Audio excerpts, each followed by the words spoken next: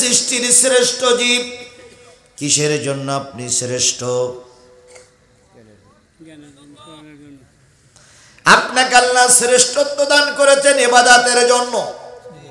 আমা খালাকুতুল জিন্না ওয়াল ইনস ইল্লা লিয়াবুদুন।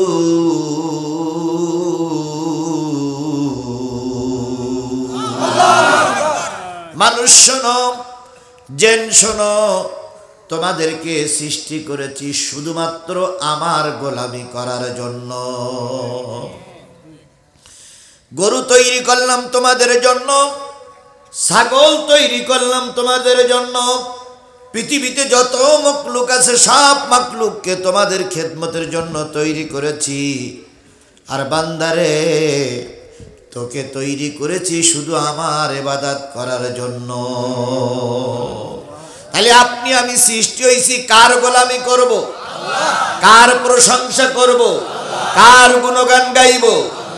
কিন্তু আমরা মাঝে মাঝে এমন হই, আল্লাহর কথা আমরা ভুলেই যাই। আল্লাহ যে আমাদের সৃষ্টি করেছে এটা আমাদের মনেই থাকে না। মাঠে সরিষা হয়েছে ভালো, একজন জিজ্ঞেস করলো, ভাই সরিষা কেমন হয়েছে? কয় এবছর ঠিক মতন সারও দিছি, পানিও দিছি, কষ্ট করেছি, মালও ভালো পাইছি। তাই বলে না? কিন্তু আপনি কষ্ট করলেন, সার দিলেন, পানি দিলেন, ফলনটা কে দিল? এই আল্লাহর নামটা ভুলে গেলেন। সরিষা বাড়িয়ে এনেছেন ঠিকই, এমন বৃষ্টি দিল সরিষা বস্তারা ওঠার আগেই শেষ। এরকম হয় না ভাই? হয় না? এই জন্য যে ফসল দেখ যত কষ্ট করেন, শুকরিয়াটা আল্লাহর আদায় করবেন, আল্লাহ বরকত দান করবে। আজকে দেখেন যারা চলে গেছে, এরা তো গেছেই, আর ফিরে আসবে কিনা আল্লাহই ভালো জানে। হয় আসুক নাই না আসুক, ওতে আমাদের কোনো লাভও নেই, লোকসানও নেই। তবে একটা জিনিস বলি, এনারা চলে যাওয়ার মূল কারণ এনারা আল্লাহ এবং রসুলকে একরকম ভুলেই গেছিল। আল্লাহ যে একজন আছে, রসুল যে একজন আছে, ধর্ম যে একটা আছে, এনারা বিশ্বাস করতো না। চোর ডাকাতেদের বিরাট বন্ধু ছিল, আর আলেম ওলামা মসজিদ মাদ্রাসা ছিল এদের শত্রু। এই জন্য আল্লাহ বলল, তুই আমার শত্রুতে পরিণত হয়ে গেছিস, দুনিয়ার সবাই যদি তোর সাপোর্ট করে, তোকে আর এক সেকেন্ডে রাখবো না, দেশ ছেড়ে পালাতে হবে। এই জন্য বন্ধু থাকার দরকার আল্লাহ। আমরা সে আল্লাহর হাজির নাজির জেনেই আল্লাহর পথে চলবো ইনশাআল্লাহ। বিশ্ব মানবতার শ্রেষ্ঠ বন্ধু, সমস্ত নবী রাসূলদের শ্রেষ্ঠ রাসূল, যিনি এসেছিলেন সবার শেষে, আবার কিয়ামতের দিন জান্নাতে যাবেন সবার আগে। তিনি নবী রাসূলদের শেষ রাসূল, কিন্তু তিনি শ্রেষ্ঠ নবী, শ্রেষ্ঠ রাসূল, সাইয়্যিদুল মুরসালিন। কথা বলেন। তাকে সবার শেষে আনা হয়েছে, কিয়ামতের দিন সবার আগে তাকে উঠানো হবে। আল্লাহ জিবরিলকে বলবেন, জিবরিল নবীকে ডেকে নিয়ে আসো। আল্লাহর নবীর কবরের পাশে ফেরেশতারা যাবে। ফেরেশতারা যেয়ে বলবে, সাইয়্যিদুল মুরসালিন, খাতামুন নবীন, রাহমাতাল লিল আলামিন, আল্লাহ আপনাকে সালাম দিয়েছে, রোজে মহাশরের ময়দানে উঠুন। কবরটা ভাগ হয়ে যাবে, নবী কবরের থেকে মাথা উঁচু করে দেখবে, রোজে মহাশরের ময়দানে কোনো মানুষ নাই। গোটা ময়দান হাহাকার করছে, গোটা ময়দানে কোনো লোক নাই। নবীজি চোখের পানি ফেলায় আবার কবরের ভিতরে শুয়ে পড়বে। জিবরিল বললেন, আপনাকে আল্লাহ ডেকেছে। নবীজি বললেন, জিবরিল আল্লাহর কাছে বলো, নবী এখন মহাশরের ময়দানে যাবে না। আল্লাহ রাব্বুল আলামিন ডাক দিয়ে বলবে, হাবিব আমি ডেকেছি, কেন তুমি আসো না? নবীজি কবর থেকে ডাক দিয়ে বলবেন, ও আমার রব, মহাশরের ময়দানে একটাও মানুষ নাই, সবাইকে আপনি জাহান্নামে দিয়ে দিয়েছেন, সবাইকে জাহান্নামে দিয়ে আমাকে শেষে ডেকেছেন, আমি রোজে মহাশরের ময়দানে উঠবো না। আল্লাহ নিজেই ডেকে বলবেন, হাবিব তাইফের ময়দানে মার খেয়েছো,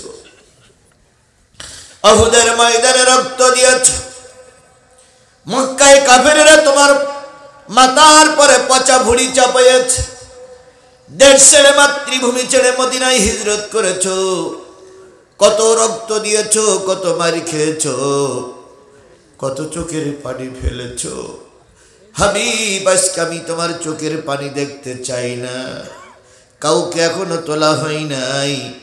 সর্বপ্রথম তোমাকে যে মহাশরের ময়দানে সালাম দিয়ে উঠানো হলো। আমি আল্লাহ কথা দিলাম, যার জন্য সুপারিশ করবে আমি তাকে মাফ করে জান্নাতে দিয়ে দেব। পৃথিবীতে সন্তান চায় বাবার খোঁজ, বাবা চায় সন্তানের খোঁজ, নেতা চায় কর্মীর খোঁজ, ইমাম করে মুসাল্লির খোঁজ। আর আমার নবী কিয়ামতের দিন খোঁজ করবেন কাদের? আরেকটু জোরে বলুন না কাদের? আরেকটু জোরে বলা যাবে না কাদের খোঁজ করবেন? আপনারা আমরা সবাই কি সেই উম্মত? কথা বলেন, সেই উম্মত? যে লোকগুলো দাঁড়াই আছেন সে লোকগুলো কি নবীর উম্মত? আমরাও কি নবীর উম্মত? তাহলে আমরা নবীর উম্মত বসে বসে কোরআন শরীফ শুনতেছি, আপনারা নবীর উম্মত দাঁড়ানো কেন? নবীর উম্মত আপনারাও ভাই দাঁড়াই আছেন কেন? যদি মনে করেন হুজুরির অসম্মান তার ইট ফেলে মারেন, হুজুর মরি যাক, আপনারা চলে যান। এইবার দেখেন বস্তি বলি বলে কিছু লোক চলে যাচ্ছে, ভাই এ ভাই যাইয়েন না, যাইয়েন না। বস্তি বলি যা ভুল করলাম রে ভাই, হাই রে মুসলমান, বস্তি বলাটাই ভুল হয়ে ওই 7-8 জন চলে যাচ্ছে। আল্লাহ ভাই, আপনারা যে যাচ্ছেন বাড়ি পর্যন্ত যদি আল্লাহ জাতি না দেয়, হাই রে আল্লাহ। আচ্ছা আমি বলুন তো, আমি কি যাত্রা গানে বস্তি বলেছি? মাহফিলি বস্তি বললাম, আপনারা দাঁড়াইছিলেন চলে গেলেন, হাই রে কপাল পড়া। তাহলে আল্লাহ রাব্বুল আলামিনের নবীর নামে নাজিল হলো কি? আরো জোরে বলেন, নবীর উপরে নাজিল হলো কি?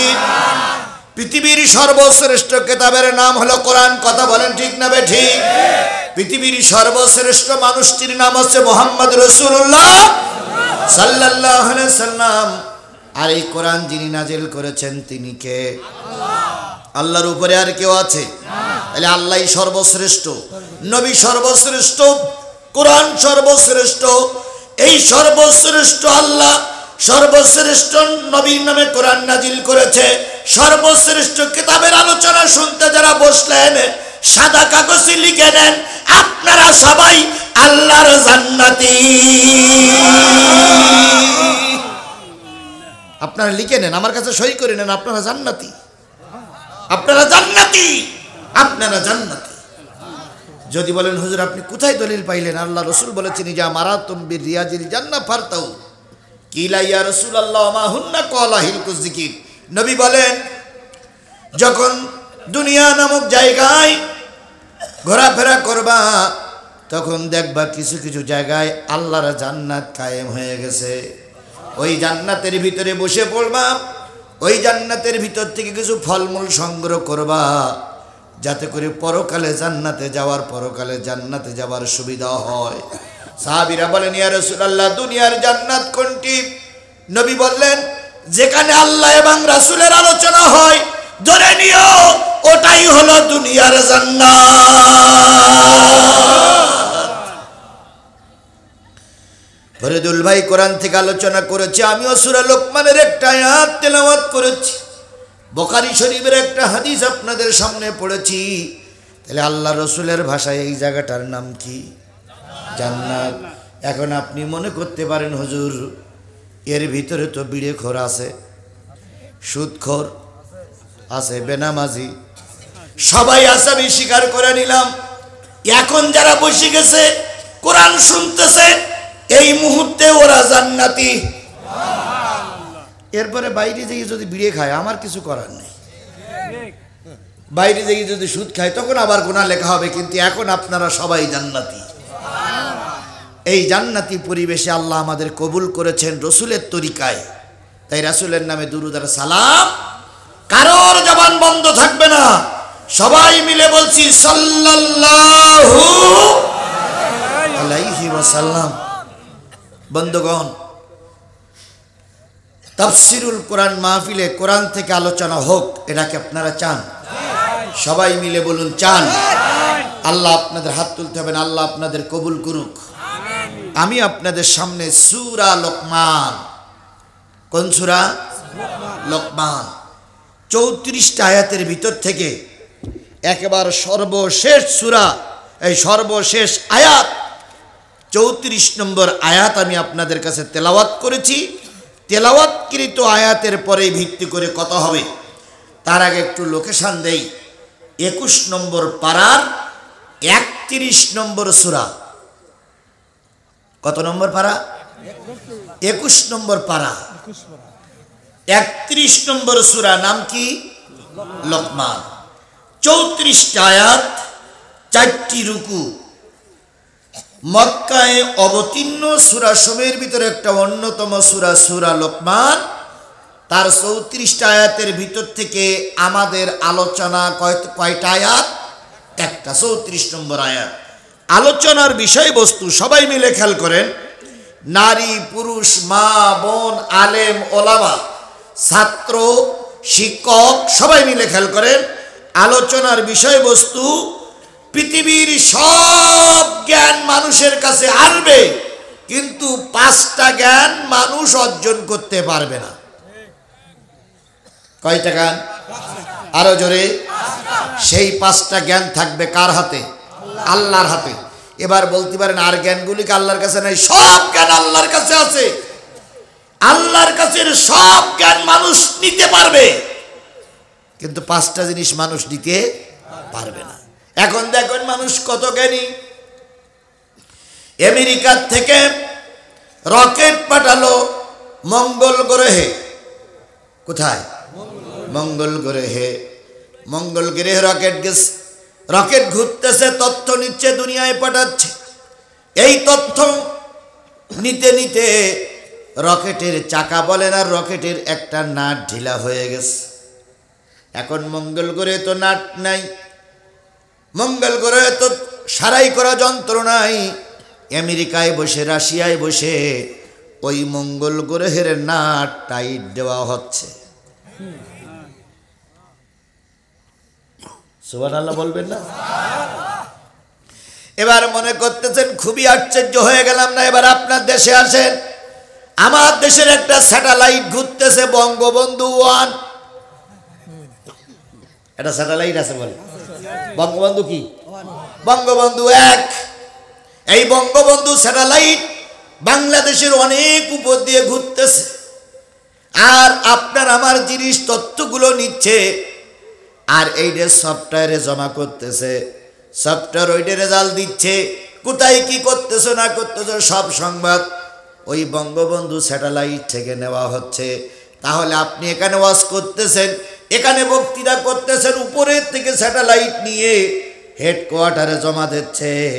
এটা মানুষ জ্ঞান অর্জন করতে পারবে? একটা বোমা ফেলবে রাশিয়ার উপরে, এখান থেকে বোমাটা ছেড়ে দেওয়া হলো, হাজার হাজার কিলোমিটার দূরে যেয়ে বোমাটা রাশিয়ার বুকেই পড়বে, ভারতের বুকে পড়বে না। ইসরায়েল এমন একটা অস্ত্র তৈরি করেছে, অনেক দূরের থেকে সব রাডার ভেদ করে ওই ইসরায়েলের বিমান ঘুরতেছে, আর দেখতেছে আজিজুল ইসলাম জিহাদি কোথায় ওয়াজ করে, ওইখান থেকে যদি আমাকে টার্গেট নেয় ওখান থেকে বম্পিং করবে। এখানে যতগুলো লোক আছে সব লোক বেঁচে থাকবে, মারা যাবে জিহাদি। তাহলে কত সুদক্ষ তাদের ব্রেন। এই করেই তো ইরানের এক নেতা মেরে দিল না? এই ইরানের এক নেতা মেরে দিছিল না, মনে নেই আপনাদের? ইসরায়েল মেরে দিল। তাহলে বিশ্বের মানুষ কত সুদক্ষ। এবার আর একটু সামনে যান, আমাদের বাংলাদেশে 18 কোটি মানুষের কত কোটি মোবাইল আছে বলে মনে হয়?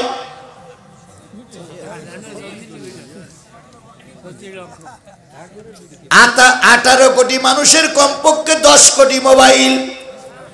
এই সব মোবাইলগুলো শেখ হাসিনা দেশে কে দেয়নি? কি বল? উনি একবার বলেছিল এই মোবাইল কে দিয়েছে? আপনারাই বলেছিলেন, আপনি দিয়েছেন। আপনি না বলুক, আপনার আর এক ভাই বলেছিল। কথা বলেন ঠিক না বে ঠিক? তাহলে আমার টাকা দিয়ে কিনলাম, শেখ হাসিনা কি করে দিল? তারপরও আপনারা মেনে নিলেন, তখন মেনে নিলেন, এখন বলতেছেন ঠিক না। তখন কেউ ভাই ঠিক না এ কথা বলেননি। হায় রে আল্লাহ, হায় রে আল্লাহ, কি নির্যাতন চলেছে। আজকে আমি গাড়ি নিয়ে এখানে ঢুকেছি, এমনও সময় গেছে উল্লাপাড়াতে আমাকে ভ্যানে আনতে হয়েছে, আমাকে মোটরসাইকেলে নিয়ে আবার মোটরসাইকেলে দিয়ে আসা গেছে। এই নিম্ন অঞ্চলেও নেতারা আমাদের মাহফিলে বাধা সৃষ্টি করেছে। সে অবস্থা যায়নি?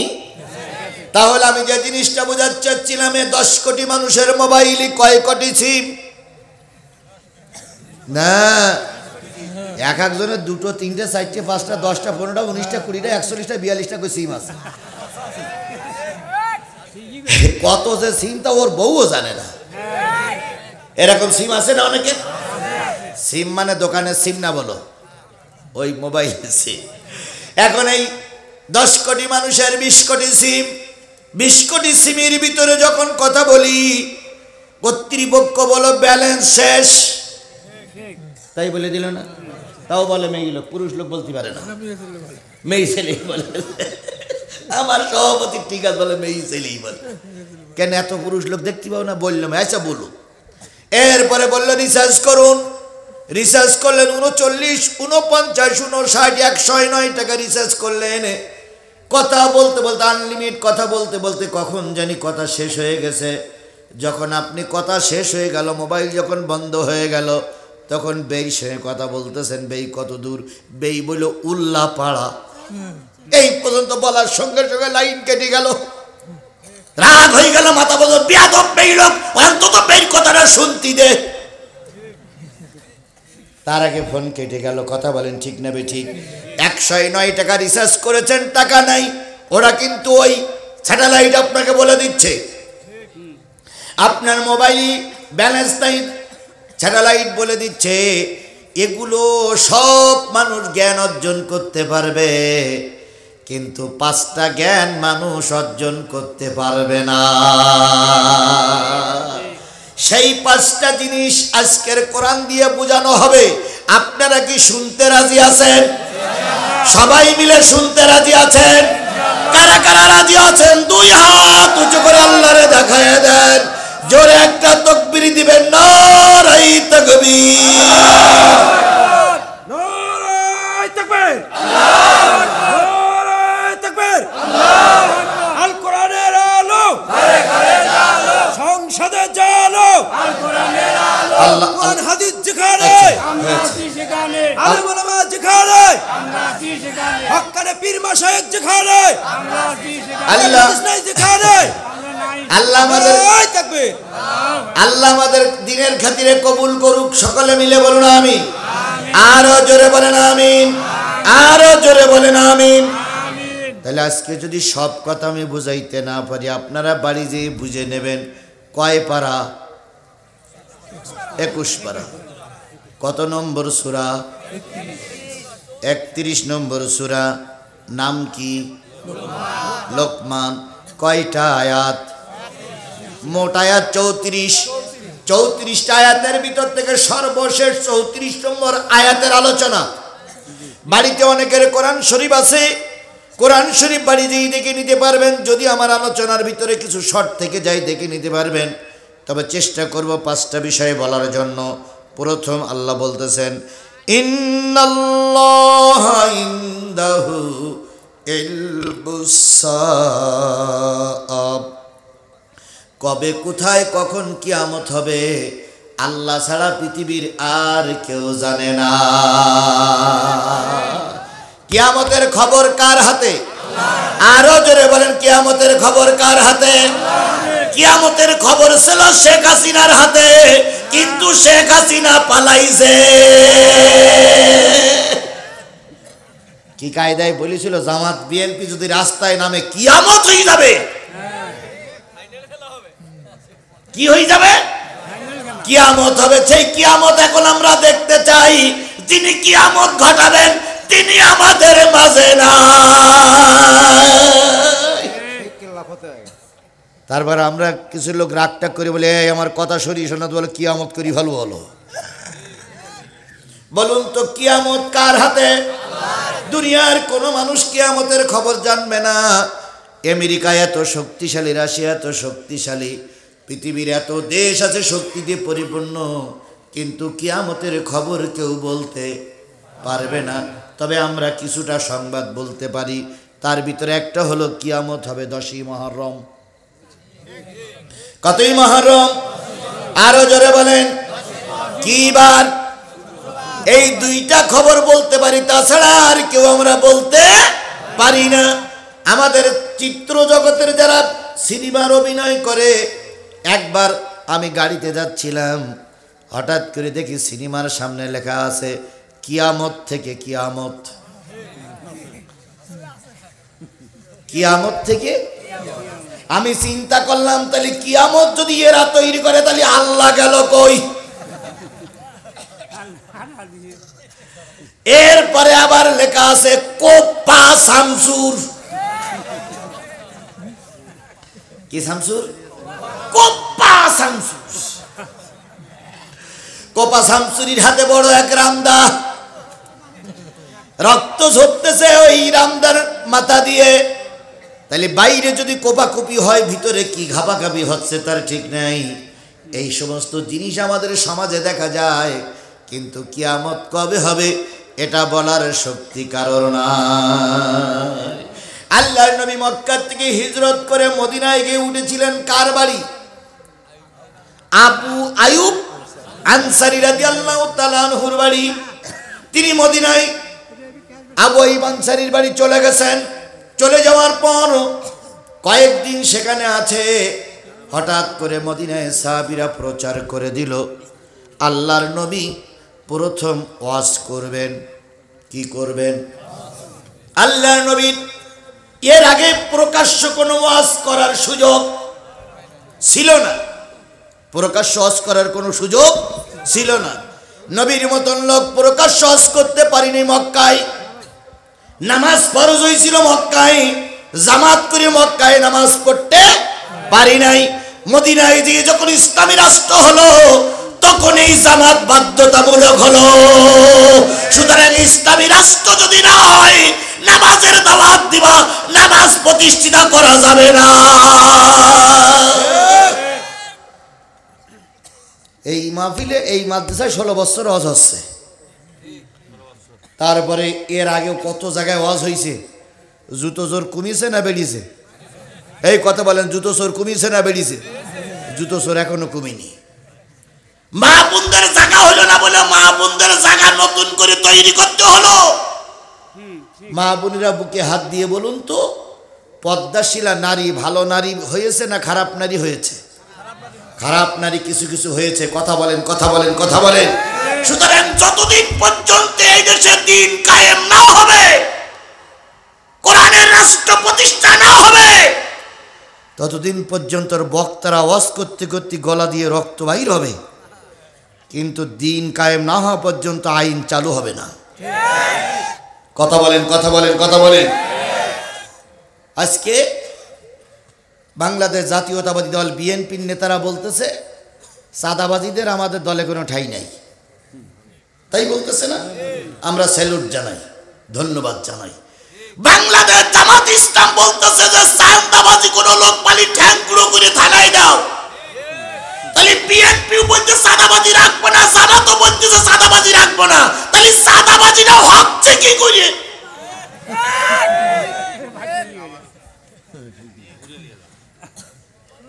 সাদাবাদী হচ্ছে না? যদি না হয় আমার সঙ্গে চলেন, আমার সঙ্গে গেলে আপনি দেখতে পাবেন। আমার সঙ্গে চলেন। যদি বলেন হুজুর কোন জায়গায় চলেন, এখনো মোড়ে মোড়ে পুলিশিরা রাত্রি গাড়ির কাছে চাঁদা তুলতেছে। দলের লিডার টেলিভিশনের জন্য চাঁদা নিচ্ছে, খাওয়ার জন্য চাঁদা নিচ্ছে। আমি যে সব দলকে বলি, স্বৈরাচার হাসিনারে তাড়ানো হলো চাঁদাবাজি বন্ধের জন্য। সেই চাঁদাবাজি যদি এখনো চলে, তাহলে শেখ হাসিনা দাঁড়িয়ে লাভটা কি? তারপরেও চাঁদাবাজি, পুকুর চুরি, গাছ চুরি, গরু চুরি হচ্ছে, চলছে কি চলছে না? গত এখান থেকে সপ্তাহ 2 আগে এক নেতা কর্মীদের দাওয়াত করেছে। তো দাওয়াত করে 100-200 কর্মীতে চিন্তা করলে 100-200 কর্মীর গরুর গোশ কিনে তো পারা যাবে না। গ্রামের লোকের এক লোকের গরু চুরি করে নিয়েছে, নেতা গরু চুরি করে না জবাই করেছে। পরের দিন ভুড়ি ভোজ হয়েছে। এখন লোকটা গরিব মানুষ, খুঁজদি যে নেতার বাড়িতে ভুড়ি ভোজ হয়েছে সেই নেতার বাড়ি যে দেখে যে ওর সেই গরুর চামড়া টানায়নি। ও খোঁজ পাইছে, চেয়ারম্যান মেম্বারে ডেকে এনে বলতেছে এই গরু আমার গ্রামের লোক, হিসেব করে দেখলে আসলে সেই গরু ওর। নেতা হলো ইউনিয়নের নেতা আর ওনার স্ত্রী হলো ইউনিয়ন নেত্রী। তাহলে 2 জন ইউনিয়নের নেতা আর নেত্রী গরু চুরি করিয়ে জবাই করে লোকের খাওয়াইলো। তাহলে এই যদি গরু চুরি করারা যদি এখনো ক্ষমতায় যাওয়ার আগে যদি চুরি করে, এই দলের লোকেরা যদি ক্ষমতায় যায়, তাহলে আমাদের পর্যন্ত চুরি করে গর্তে পুঁতে ফেলবে। তাহলে শেখ হাসিনার তারাই লাভ হইল কি? এই জন্য আমি বলছি, শেখ হাসিনা তুমি আবার এসো। আচ্ছা, আপনারা কি, আমি শেখ হাসিনা রাষ্ট্রী বলছি, আপনারা কি একমত? এই কথা বলেন, আপনারা কি একমত? বাংলাদেশ যদি সর্বনাশীর দ্বার প্রান্তেও পৌঁছেই যায়, তবে শেখ হাসিনার আর ঢুকতে দেওয়া হবে না। কথা বলেন। কারণ শেখ হাসিনার কারণে পিডিআর হত্যা হয়েছে। কথা বলেন। শেখ হাসিনার কারণে হেফাজতের আলেমদের গুলি করে মারা হয়েছে। শেখ হাসিনার কারণে জামাত নেতৃবৃন্দকে ফাঁসিতে ঝুলতে হয়েছে। শেখ হাসিনার কারণে খালেদা জিয়াকে গৃহবন্দী থাকা হয়েছে। শেখ হাসিনার কারণে তারেক জিয়া বিদেশে। শেখ হাসিনার কারণে আল্লামা সাঈদী 13 বছর জেল কেটেছে।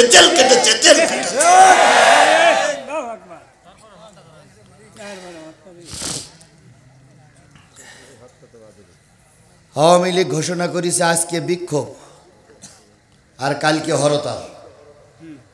ওদের ঘোষণা কালকে কি হরতাল। আমরাও কালকে মাঠে থাকবো। তোরা হরতাল নিয়ে রাস্তায় নাম, দেখি তুই কোন মাছ দুধ খাইছিস আর আমরা কোন মাছ দুধ খাইছি, একটু দেখি।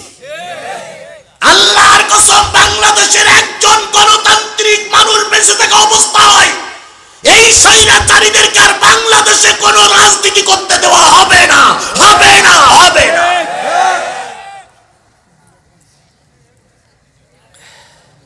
আল্লাহর নবী 13 বছর মক্কায় থাকলেন, মনে আছে তো? 13 বছর মক্কায় থাকলেন, হিজরত করে মদিনায় চলে গেলেন। নবী সর্বপ্রথম ওয়াজ করবেন, কি করবেন? মদিনায় পাবলিসিটি হয়ে গেল, 3 শ্রেণীর মানুষ ওয়াজ শোনার জন্য এসেছে। এক শ্রেণী হলো নবী প্রেমিক, কোরআন প্রেমিক। আর এক শ্রেণী হলো কৌতূহলী জনগণ, দেখি না নবী কি বলে। আর এক শ্রেণী এসেছে নবীর ভুল ধরার জন্য। এখানেও 3 শ্রেণীর মানুষ আছে না নাই? এখানেই আছে 3 শ্রেণীর মানুষ। এক শ্রেণী আছে হুজুর কোরআন হাদিস থেকে যে কথাগুলো বলবে সেগুলো শুনবো, জানবো, মানবো। আর এক শ্রেণী আছে দেখি হুজুর বলতে বলতে কোনটা ভুল বলে, এই ভুলটা নিয়ে কালকেই কয়রা তোলপার করে ফেলবো। এত টাকাতে বক্তা এনে ইয়ে কথা বলল কেন?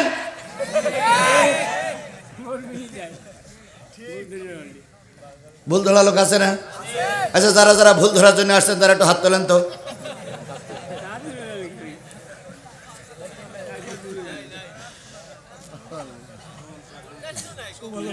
তাহলে আছে না নাই? আছে না নাই? কালকে সমালোচনা করবে। 3 নাম্বার যারা আছে তারা ইসলাম বিদ্বেষী, ইসলাম এরা ভালোবাসে না। সবাই এসেছে তাই ও এসেছে। কথা বলেন। তাহলে 3 শ্রেণীর মানুষ রাসূলের যুগে ছিল, 3 শ্রেণীর মানুষ এখনো আছে। তিন শ্রেণীর মানুষ কিয়ামত পর্যন্ত থাকবে। এক শ্রেণী যারা কোরআন হাদিস বুঝতে এসেছে তারা মোনাজাত না করে চলে যাবে না। যদি কেউ চলে যায় বুঝতে হবে এই লোকটা ভুল ধরা পাটি অথবা কোরআনের শত্রুতাইও উঠে যাচ্ছে। এইবার বুঝবেন, এতক্ষণ তো হাত তুলিনি, এইবার বুঝবেন, এইবার বুঝবেন। পাশের থেকে যদি কেউ উঠে যায় বুঝতে পারা হুজুরের ভুল ধরতে এসেছিল অথবা ইসলাম বিদ্বেষী। ওই যারা উঠে যাবে ধরে নেবেন ওইটা ইসলাম বিদ্বেষী। এতক্ষণ তো হাত তুলিনি, এইবার বুঝবেন যে কোন দিয়ে উঠে যায়। আমার ভাইরা, কয় শ্রেণীর মানুষ নবীজির ওয়াজ শুনতে এসেছে? ইতিমধ্যে ইহুদিরা আব্দুল্লাহ ইবনে সালাম নামক একজন পণ্ডিত ব্যক্তিকে মাহফিলে পাঠাইছে। তার কাছে একখান দামি তরবারি দিয়েছে আর বলে দিয়েছে মুহাম্মদ সাল্লাল্লাহু আলাইহি সাল্লামকে যদি জবাই করতে পারো, হত্যা করতে পারো অথবা ভুড়ি ভুড়ে ফুটো করে দিতে পারো, আমাদের ইহুদি ধর্মের কোনো ক্ষতি হবে না, বরং ইহুদি ধর্ম কিয়ামত পর্যন্ত চালু থাকবে। তাই আব্দুল্লাহ ইবনে সালাম বিরাট টাকার লোভে ওই ময়দানে এসেছে ইসলামের শত্রুতা করার জন্য। বিগত 15.5 বছর দেখেছি অনেক হুজুররা বড় অঙ্কের টাকা নিয়ে ইসলামের বিরুদ্ধেই ফতোয়া দিয়ে চলেছে। এমনও হুজুর পাওয়া গেছে তারা বলেছে আল্লামা সাঈদ একজন যুদ্ধ অপরাধী, তিনি যদি মারা যায় তার যদি কোনো জায়গায় কবর দেওয়া হয়, ওই কবরে যদি ঘাস হয় আর উক্ত ঘাস যদি কোনো গরুতে খায়, উক্ত গরুর গোশত এবং দুধ খাওয়া নাকি হারাম। এরকম ফতোয়া দেওয়া মৌলবী আমাদের দেশে ছিল না ছিল না? আরো জোরে ছিল না ছিল না? আল্লামা সাঈদের রায়ের পরে সিরাজগঞ্জের মাটিতে আনন্দ মিছিল বের করেছিল একদল টুপিওয়ালারা।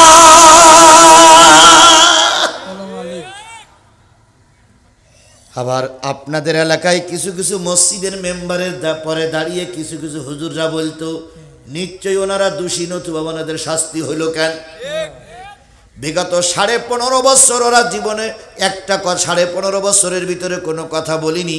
এখন তারা যখন মঞ্চে কথা বলে মনে হয় তারাই হলো সবচাইতে সাঈদী প্রেমিক। কথা শুনলি মনে হয় ওরা সব রাজমিস্ত্রি আর আমরা হলাম জোগাড়ি। বিগত 15 বছর যাদের ময়দানে পাওয়া যায়নি তাদের এখন লম্বা লম্বা কথা শুনতে হয়। কথা বলেন, কথা বলেন, কথা বলেন। বিএনপি যে বিএনপি বিগত 15 বছর মার খেলো, তারা কিন্তু চাঁদাবাজিতে যাচ্ছে না। কিছু কিছু ছাগলের 3 নম্বর বাচ্চা বিএনপির দলে জামাতের দলে ঢুকে এরাই চাঁদাবাজি করছে। প্রকৃত দেশপ্রেমিকরা চাঁদাবাজির সঙ্গে জড়িত নয়। 2 জন লোক উঠলো কেন? কোন গুরু ভিয়েরা?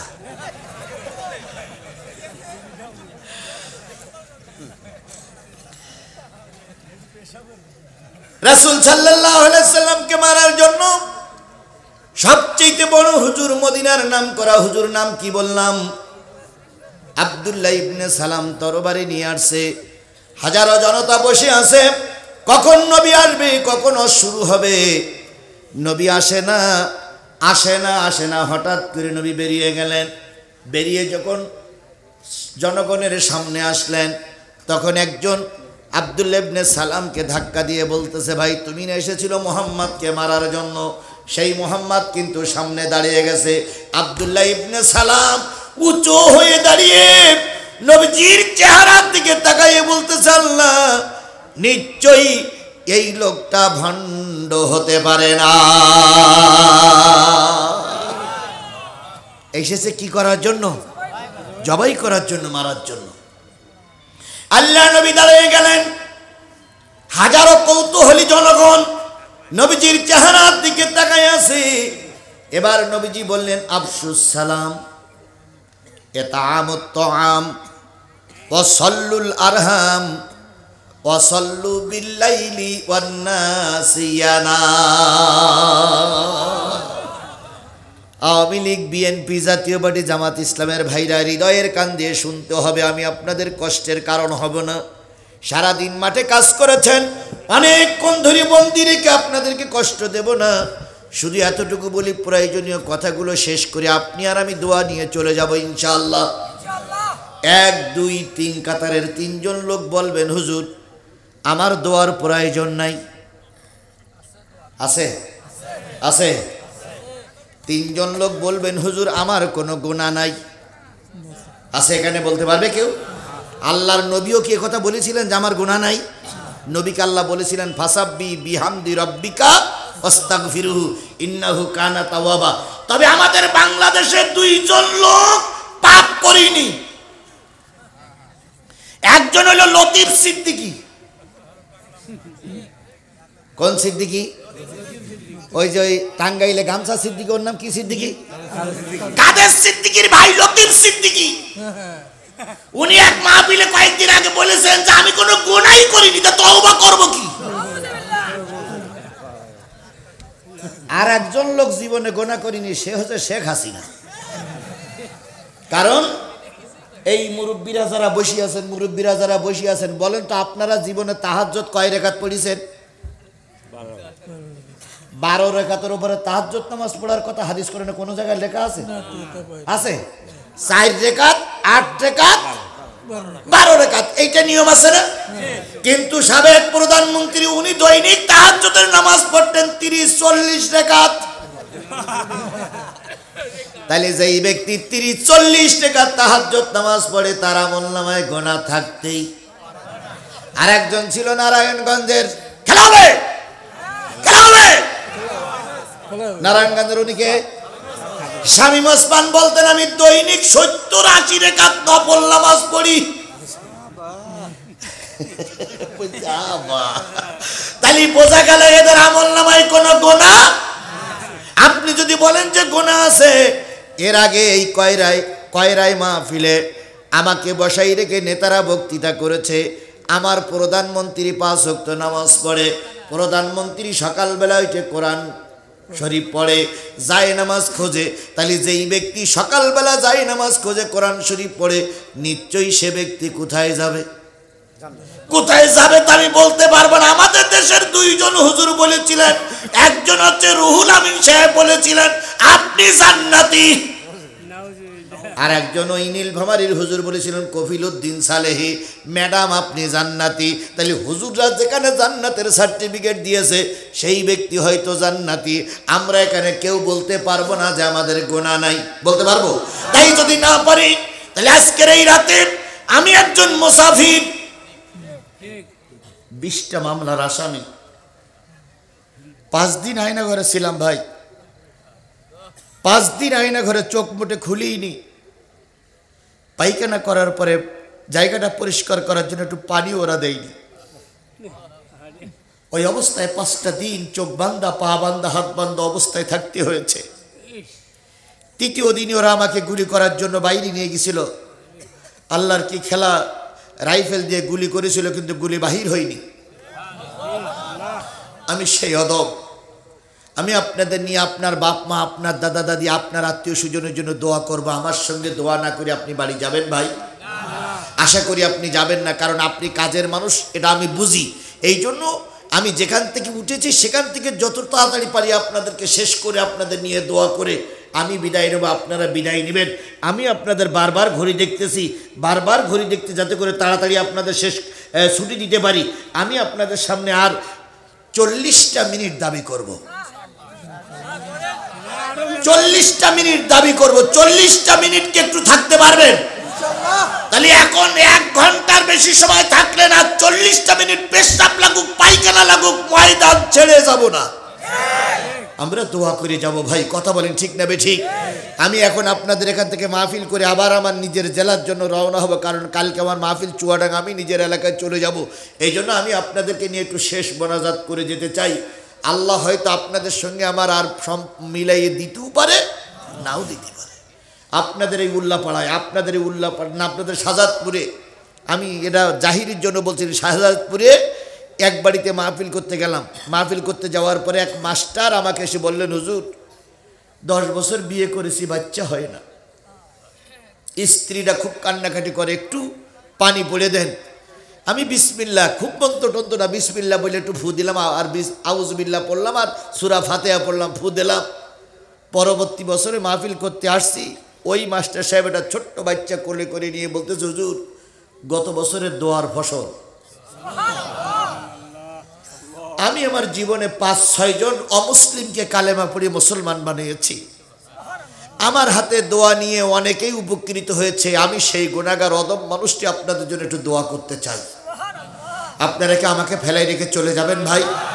এটা কোনো মুসলমানের পরিচয় হতে পারে না। কথা বলেন, কথা বলেন। হয়তো হতে পারে এই মাহফিলের এই দেখা আপনার আমার জীবনের শেষ দেখা। কোন অবস্থায় আমরা একটার কাটা পার করব না, কোন অবস্থায় একটার কাটা পার হবে না। এর আগে যত তাড়াতাড়ি শেষ করা যায় এতটুকু সময় কি আপনারা দেবেন? ইনশাআল্লাহ বলেন, ইনশাআল্লাহ বলেন, ইনশাআল্লাহ বলেন। আব্দুল্লাহ ইবনে সালাম মনে আছে তো? কি নিয়ে আসছে বলেন তো? কাকে মারবে? নবীকে মারবে। নবী দাঁড়িয়ে যখন কথা শুরু করলেন, সবাই চিল্লান দিয়ে বললেন, আব্দুল্লাহ ইবনে সালাম, তুমি যাকে হত্যা করতে এসেছো তিনি কিনতে এসেছেন। নবী দাঁড়িয়ে গেলেন। নবী দাঁড়িয়ে প্রথম ওয়াজ করলেন, আফসুস সালাম, আফসুস সালাম, আফসুস সালাম। হে আমার জাতি, সালাম চালু করো, সালাম চালু করো, সালাম চালু করো। তাহলে নবীর প্রথম ওয়াজটা কি? সালাম। প্রথম ওয়াজটা কি? 8টা জান্নাতের ভিতরে একটা জান্নাতের নাম হচ্ছে দারুস সালাম। সালাম মানে শান্তি, সালাম মানে শান্তি, সালাম মানে শান্তি। নবীর প্রথম ওয়াজ ছিল সালাম। আমরা আজকে যারা ওয়াজ শুনতে আসছি, আমাদের ওয়াজ প্রথম ওয়াজ হবে সালাম চালু করো। সালামের ভিতরে বরকত কম না বেশি? আরো জোরে বলেন, কম না বেশি? আগে সালাম দিবেন, পরে সালামের জবাব দিতে যাবেন না। যদি কেউ দেয় উত্তর দিবেন, তবে নিয়ত করবেন আগে সালাম দিব। নিয়ত থাকবে, নিয়ত থাকবে। এবার আসুন, সালাম যে আমাদের দেশে দেয় তা দেয় না তা নয়, তবে নির্বাচনের সময় সালামটা একটু বেশি হয়। নির্বাচনের সময় সালামের জোর একটু বেশি হয়। নির্বাচনে দাঁড়াইলে যে পরিমাণ সালাম মানুষ দেয়, যদি পরবর্তীতে এই সালাম চালু থাকতো, পরবর্তী বছরে তার আর ভোটে দাঁড়াইয়ে মানুষের হাত পায়ে ধরা লাগতো না। এই জন্য ইসলামের প্রথম কথা হলো সালাম। ইসলামের প্রথম কথা কি? আরো জোরে বলেন, প্রথম কথা কি?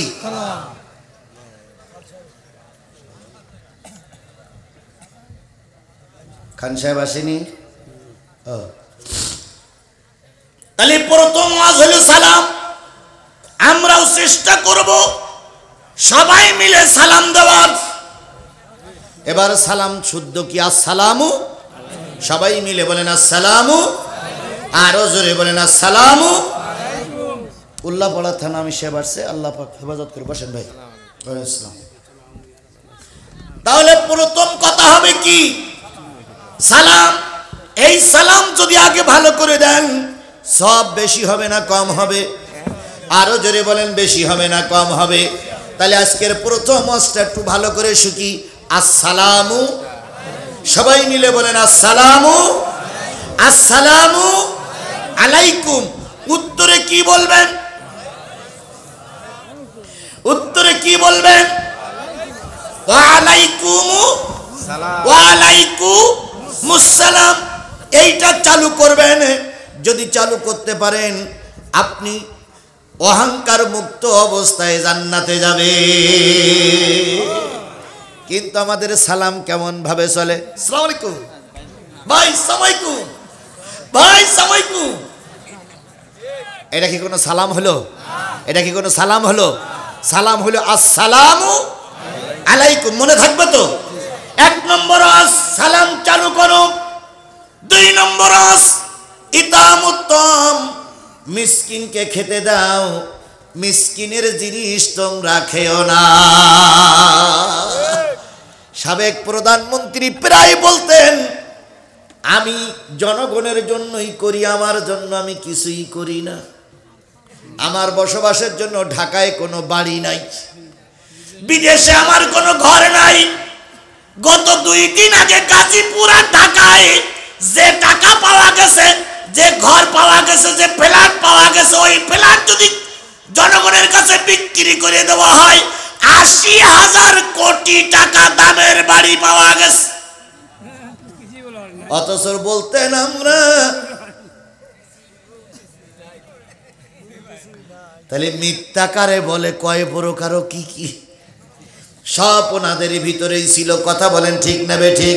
এই জন্য মিসকিনের মাল মিসকিনকে খাওয়াইতে হবে, মিসকিনের মাল খাওয়া যাবে না। এখন বাংলাদেশে 53 বছর আমরা এদের দেখেছি, এই 53 বছর কারা দেশ চালিয়েছে ওটাও দেখেছি। এই 53 বছরে মানুষের তারা খাওয়াইছে না, মানুষের তা খেয়েছে। কথা বলেন না কে? মানুষের তা খেয়েছে না মানুষের ওরা খাওয়াইছে? এতিমের মাল খেয়েছে না এতিমকে খাওয়াইছে? তাহলে যদি এতিমের মাল খেয়ে থাকে এবারে টার্গেট দিতে হবে যারা এতিমের মাল খাবে না, এতিমের মাল এতিমকে বুঝাই দেবে, আগামীতে আমরা তাদেরকে নেতা বানাবো। এতিমের মাল খাওয়া পার্টিকে আমরা নেতা বানাবো না, বানাবো না, বানাবো। কথা কি ক্লিয়ার? কথা কি ক্লিয়ার? এখন আবার উল্টো বুঝেন না, হুজুর আইসে ওয়াজ করতে রাজনীতি করবে কেন? কেন আমি রাজনীতি করবো কেন? রাজনীতি করার লোক এসে গেছে। কারণ ওনাদের দলীয় পরিচয়, আমার কোনো দলের পরিচয় নেই। আমি কিসের পরিচয় এখানে আসছি? তাহলে আল্লাহ রসুলের 2 নম্বর বক্তৃতা হলো মিসকিনকে খাওয়াও, গরিবকে খাওয়াও, অসহায় লোকেরে খাওয়াও। অসহায় লোকের তা খেও না, অসহায় লোকেরে খাওয়াও। এটা হলো ইসলামের 2 নম্বর বিধান। ইতামুত্তাম সাল্লুল আরহাম, আত্মীয়তার সম্পর্ক ছিন্ন করো না, আত্মীয়তার সম্পর্ক বজায় রাখো। অসাল্লু বিল্লাইলি ওয়ান নাসিয়ানা, রাতের বেলায় সবাই যখন ঘুমিয়ে পড়বে 2 রাকাত 4 রাকাত 6 রাকাত 8 রাকাত 12 রাকাত তাহাজ্জুদের নামাজ পড়ে মালিকের কাছে কান্দো।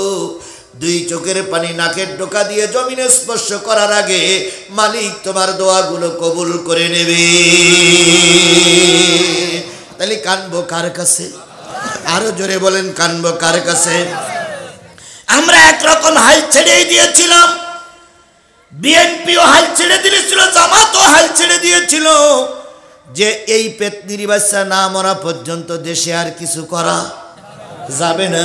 কিন্তু একদল ওলি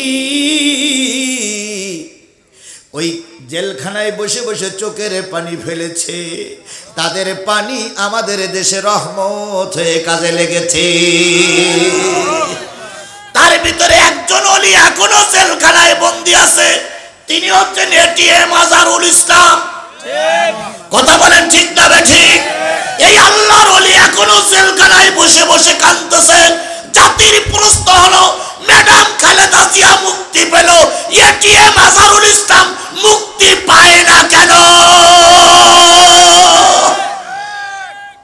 আমার কথার সঙ্গে আপনারা একমত? সবাই মিলে বলেন একমত। সকল রাজনৈতিক দলের নেতৃবৃন্দ কি হয়ে গেছে? মুক্ত হয়ে গেছে। বিশেষ করে সবচেয়ে বড় মামলার আসামি ছিল খালেদা জিয়ার সাবেক স্বরাষ্ট্র প্রতিমন্ত্রী লুৎফুজ্জামান বাবর। ফাঁসির আসামি ছিল লুৎফুজ্জামান বাবর। শুধু ফাঁসির আসামি নয়, বাংলাদেশের যে কয়টা লোককে ভারত বেশি ভয় পেত তার ভিতরে একজন ছিল সাইদি আর একজন ছিল লুৎফুজ্জামান বাবর। সেই লুৎফুজ্জামান বাবর ফাঁসির আসামি জামিনে মুক্তি পেল। এটিএম আজহারুল ইসলাম মুক্তি পাচ্ছে না কেন? জাতি জানতে চায়। কথা বলেন, কথা বলেন, জাতি জানতে চায় কিনা? সুতরাং আমরা আপনাদের কাছে অনুরোধ করছি, যদিও প্রত্যন্ত অঞ্চল, তারপরে অনুরোধ করছি অনতি বিলম্বে এটিএম আজহারুল ইসলামকে মুক্তি দিতে হবে। যদি মুক্তি না দেন, মুক্তি কিভাবে আদায়, মুক্তি কিভাবে করা লাগে সেটা কিন্তু বাংলাদেশের জনগণ ভালোই জানে। যদি সোজা আঙুলে গিয়ে না ওঠে, এই জনগণকে নিয়ে আবার রাস্তায় নামতে বাধ্য হব। আমাদেরকে নরম নরম ভাববেন না। ক্ষমায় বিশ্বাসী বলি একবার ঘাড়ের পরে উঠে দিন দিন করে নাচবেন, আর এদিকতে পেশাব করে দেবেন, আর আমরা মধু বলি খাবো, সেদিন অনেক আগে পাল্টে গেছে। ফাজলামি করলি ঠ্যাঙের গিরে ছাড়াই ফেলা হবে। আল্লাহ ছাড় দেয় কিন্তু একেবারে ছেড়ে দেয় না। আমি যে জিনিসটা বোঝাতে চাচ্ছিলাম সেটা হলো,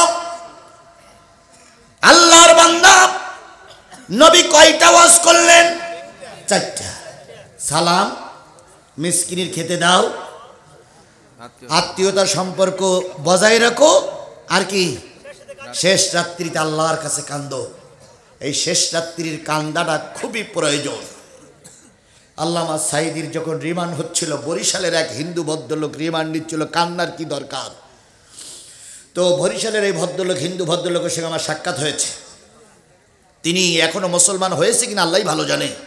তিনি বলতেছেন, হুজুর আমি যেই দেখি আল্লামা সাঈদী রহমাতুল্লাহ আলাইহি উনি রুকুতি পড়ি আছে। তো আমি তো হিন্দু মানুষ, আমি তো রুকু কি জিনিস বুঝি না। আমি চিন্তা করলাম ওই মাথা নিচু করে কি বলতেছে। তা বুঝলাম মাথা নিচু করে কারোর সঙ্গে যেন কথা বলতেছে। তা আমি একটু উকি ঝুঁকি মেরি দেখলাম মোবাইল টোবাইল আছে কিনা। তারপর দেখলাম না, আমি চলে আসলাম। উপরের থেকে স্বরাষ্ট্র মন্ত্রণালয় থেকে ফোন আসলো, সাঈদীর রিমান্ডের খবর কি। ওই বরিশালের নেতা তিনি বলতেছে, আমি দেখলাম উনি যেন নিচু হয়ে কার সঙ্গে কথা বলতেছে। কিছুক্ষণ পরে আবার উপরের থেকে ফোন আসলো, এখন যাও যে দেখে আল্লাহর পাগল সেজদায় মাথাটা রেখে মালিকের সঙ্গে কি যেন বলতেছে, সুবহান রাব্বিয়াল আলা, সুবহান রাব্বিয়াল আলা, মালিকের সঙ্গে টেলিফোনে কথা বলতেছে। লোকটি ফিরে আসলেন, আসার পরে চেয়ারে বসে আছেন, সময় যায় না। লোকটি সিগারেট খাইতেন, তিনি বললেন আমি চেয়ারের পরে টেবিলের পরে পা রেখে সিগারেট খাচ্ছি আর দুলতেছি, কখন গল্প শেষ হবে। এরপরে যেয়ে দেখি, তৃতীয়বার যেয়ে দেখি মালিকের কাছে দুই হাত পেতে কি যেন বলতেছে, আর চোখের পানিগুলো দাড়ির মাথা বেয়ে টপ টপ টপ টপ করে জমিনে স্পর্শ করতেছে। আমি এই অবস্থা দেখে মনে করলাম যেই লোকটা কার কাছে যেন কেঁদে কেঁদে বলতেছে, এই লোকটার রিমান্ড কি করে নেব। আমি আবারও ফিরে গেলাম। তাহলে ফিরে যাওয়া হলো কয়বার? 3 বার। লোকটি বলতেছে আমার ৪র্থবার উপরের থেকে গালিগালাজ তিরস্কার করে বলা হচ্ছে, এই মালায়নের বাচ্চা, কোন মুসলমান দিলাম না, তোরে দিলাম রিমান্ডে নেবার জন্য হুজুরি, এখনো সিগারেট টানতেছিস। হুজুর বিশ্বাস করুন। এবার আমি গেছি, ঘরের ভিতরে বিরাট পাওয়ারের একটা আলো জ্বলতেছে। আমি যেয়ে দেখি আল্লামা সাঈদীর ঘরের ভিতরে শুয়ে গেছে, 2 কানা পা পূর্ব প্রান্তের দেয়ালের গায়ে যেয়ে লেগেছে, 2 কানা হাত আর মাথা পশ্চিম প্রান্তের দেয়ালের গায়ে লেগে গেছে। আমি এই অবস্থা দেখে বললাম, এটা কোনো মানুষ নয়, নিঃসন্দেহে এটা আল্লাহর ফেরেশতা। দোয়া কেমন ভাবে কবুল হয়। এরপরে লোকটি ফিরে এসে চেয়ারে বসলেন, উপরের থেকে টেলিফোন হলো, কি খবর। ওই হিন্দু ভদ্রলোকটি বলতেছে, হুজুর আমি স্পষ্ট করে বলে দিলাম, আমি এই দৃশ্য দেখেছি, লোকটা ভালো মানুষ, লোকটার আমি কি নিতে পারবো না, রিমান্ড নিতে পারবো না। ও আমার ভাই হিন্দুরা, আল্লামা সাঈদীর চিনল, কিন্তু মুসলমান হয়ে আমরা আল্লামা সাঈদীর চিনতে পারিনি। আল্লামা সাঈদী একটা ওয়াজে বলেছিলেন, আপনারা খেয়াল আছে কিনা, আল্লামা সাঈদী বলেছিলেন, হে আল্লাহ, আমার এত বড় যারা ক্ষতি করলো তাদেরকে জাতির সামনে ন্যাংটা করে দাও। এই ওয়াজটাকে আপনারা দেখেছেন? এই ওয়াজটাকে আপনারা দেখেছেন? না দেখলে দেখে নেবেন। আল্লামা সাঈদী বলেছিলেন, আল্লাহ লক্ষ লক্ষ মানুষ নিয়ে সিরাত মাহফিলে দোয়া করতেছি, যারা আমার এত বড় সর্বনাশ করলো তাদেরকে জাতির সামনে কি করে দাও, ন্যাংটা করে দাও। তাদেরকে জাতির সামনে মুখ উন্মেষ করে দাও, মুখ করে দাও, উন্মুক্ত করে দাও। তাদের পরে গজব দাও, লানত দাও। আল্লাহর ওলি সেই দোয়া কাজে লেগেছে না লাগেনি? জোরে বলেন, লেগেছে না লাগেনি? এই জন্য বিপদে পড়লে কানবেন কার কাছে? বিএনপি ভাইদেরকে বলি, জামাতের ভাইদের বললি, কানতে হবে কার কাছে? আমাদের কান্না কবুল হয়েছে না হয়নি? যখন বাংলাদেশ জামাত ইসলামের শীর্ষ নেতাদের ফাঁসিতে ঝুলানো হলো, আল্লামা সাঈদী যখন জেলের ভিতরে শিবিরের ছেলেদেরকে নিয়ে যখন মোড়ে মোড়ে গুলি করে মারা হচ্ছিল, চোখ তুলে নেওয়া হচ্ছিল, পা কেটে নেওয়া হচ্ছিল, সেই সময় বাংলাদেশ আওয়ামী লীগের নেতা কর্মী পুলিশরা বলেছিল, হুজুররা আর কখনো মেরুদণ্ড সোজা করে দাঁড়াতে পারবে না।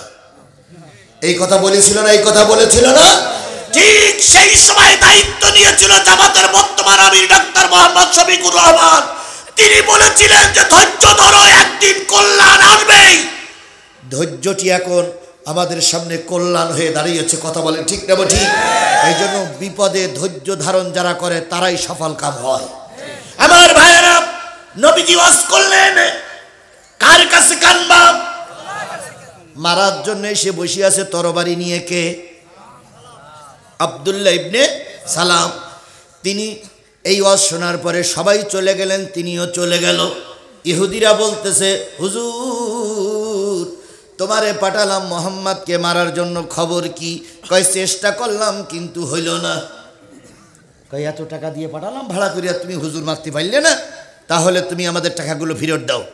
তখন বললেন যে আগামীকালকে প্রাইভেট 3টি প্রশ্ন নিয়ে যাব। কয়টা? পরের দিন আল্লাহ রাসূল একা একা তরবারি নিয়ে আসছে। আব্দুল্লাহ ইবনে সালাম নবীজির সামনে এসে বসে হাঁটুর সঙ্গে হাঁটু লাগে। প্রথম নম্বর প্রশ্ন, আপনি বলে আল্লাহর নবী? প্রথম কথা, আপনি বলে আল্লাহর নবী? মুহাম্মদ সাল্লাল্লাহু আলাইহি সাল্লাম মিশকে হাসি দিয়ে বলতেছে, আমি আল্লাহর নবী বলে দাবি করি না, আল্লাহ আমাকে নবুয়াত দিয়েই পাঠাইছে। আরেকটু জোরে বলবেন না সুবহানাল্লাহ? আল্লাহ আমাকে কি দিয়ে পাঠাইছে? নবুয়াত দিয়েই পাঠাইছে। তাই যদি হয়, সব নবীদের মুজিজা ছিল। আপনার কাছে আমি 3টে প্রশ্ন করব। 1 নম্বর প্রশ্ন হচ্ছে, কিয়ামতের প্রথম আলামত কোনটি? 2 নম্বর প্রশ্ন, জান্নাতি মানুষ জাহান্নামী মানুষ, কিয়ামতের দিন একদল জান্নাতে যাবে, জাহান্নামে যাবে। জান্নাতি মানুষদের প্রথম খাদ্য কি? জাহান্নামী মানুষের প্রথম খাদ্য কি? 3 নম্বর প্রশ্ন, সন্তান কোনোটা দেখতে বাবার মতন হয়, কোনোটা দেখতে মায়ের মতন হয়। কি হয় না? হয় না? একই বাবার সন্তান, কোনোটা মার মুখ, কোনোটা বাবার মতন মুখ, কোনোটা মার মতন কণ্ঠ, কোনোটা বাবার মতন কণ্ঠ, কোনোটা বাবার মতন চেহারা, কোনোটা মার মতন চেহারা হয় কেন বলুন তো? আল্লাহ রসুল কি মেডিকেল সায়েন্স নিয়ে পড়াশোনা করেছেন? এই 3টি প্রশ্নের করার পর আল্লাহ নবী বলেন, আব্দুল্লাহ ইবনে সালাম, 3টে প্রশ্নের উত্তর যদি আমি দিতে পারি, তুমি কি আমাকে নবী বলে মানবে? আব্দুল্লাহ ইবনে সালাম বললেন, আমি ইহুদিদের বড় হুজুর, যদি এই 3টি প্রশ্নের উত্তর আপনি দিতে পারেন, আমি ধরে নেব আপনি আল্লাহর নবী। আল্লাহর নবী উত্তর দিতে শুরু করলেন। উত্তর দেওয়া শেষ, আব্দুল্লাহ ইবনে সালাম কালেমা পড়ে মুসলমান হয়ে গেল। এই 3টি প্রশ্ন আপনাদের মুখস্থ করে রাখতে হবে। সেটা হলো, 1 নম্বর প্রশ্ন, কিয়ামতের প্রথম আলামত। নম্বর, সন্তান কোনোটা বাবার মতন হয়, কোনোটা মার মতন হয় কেন? 3 নম্বর, জান্নাতি মানুষের প্রথম খাদ্য কি, জাহান্নামী মানুষের প্রথম খাদ্য কি?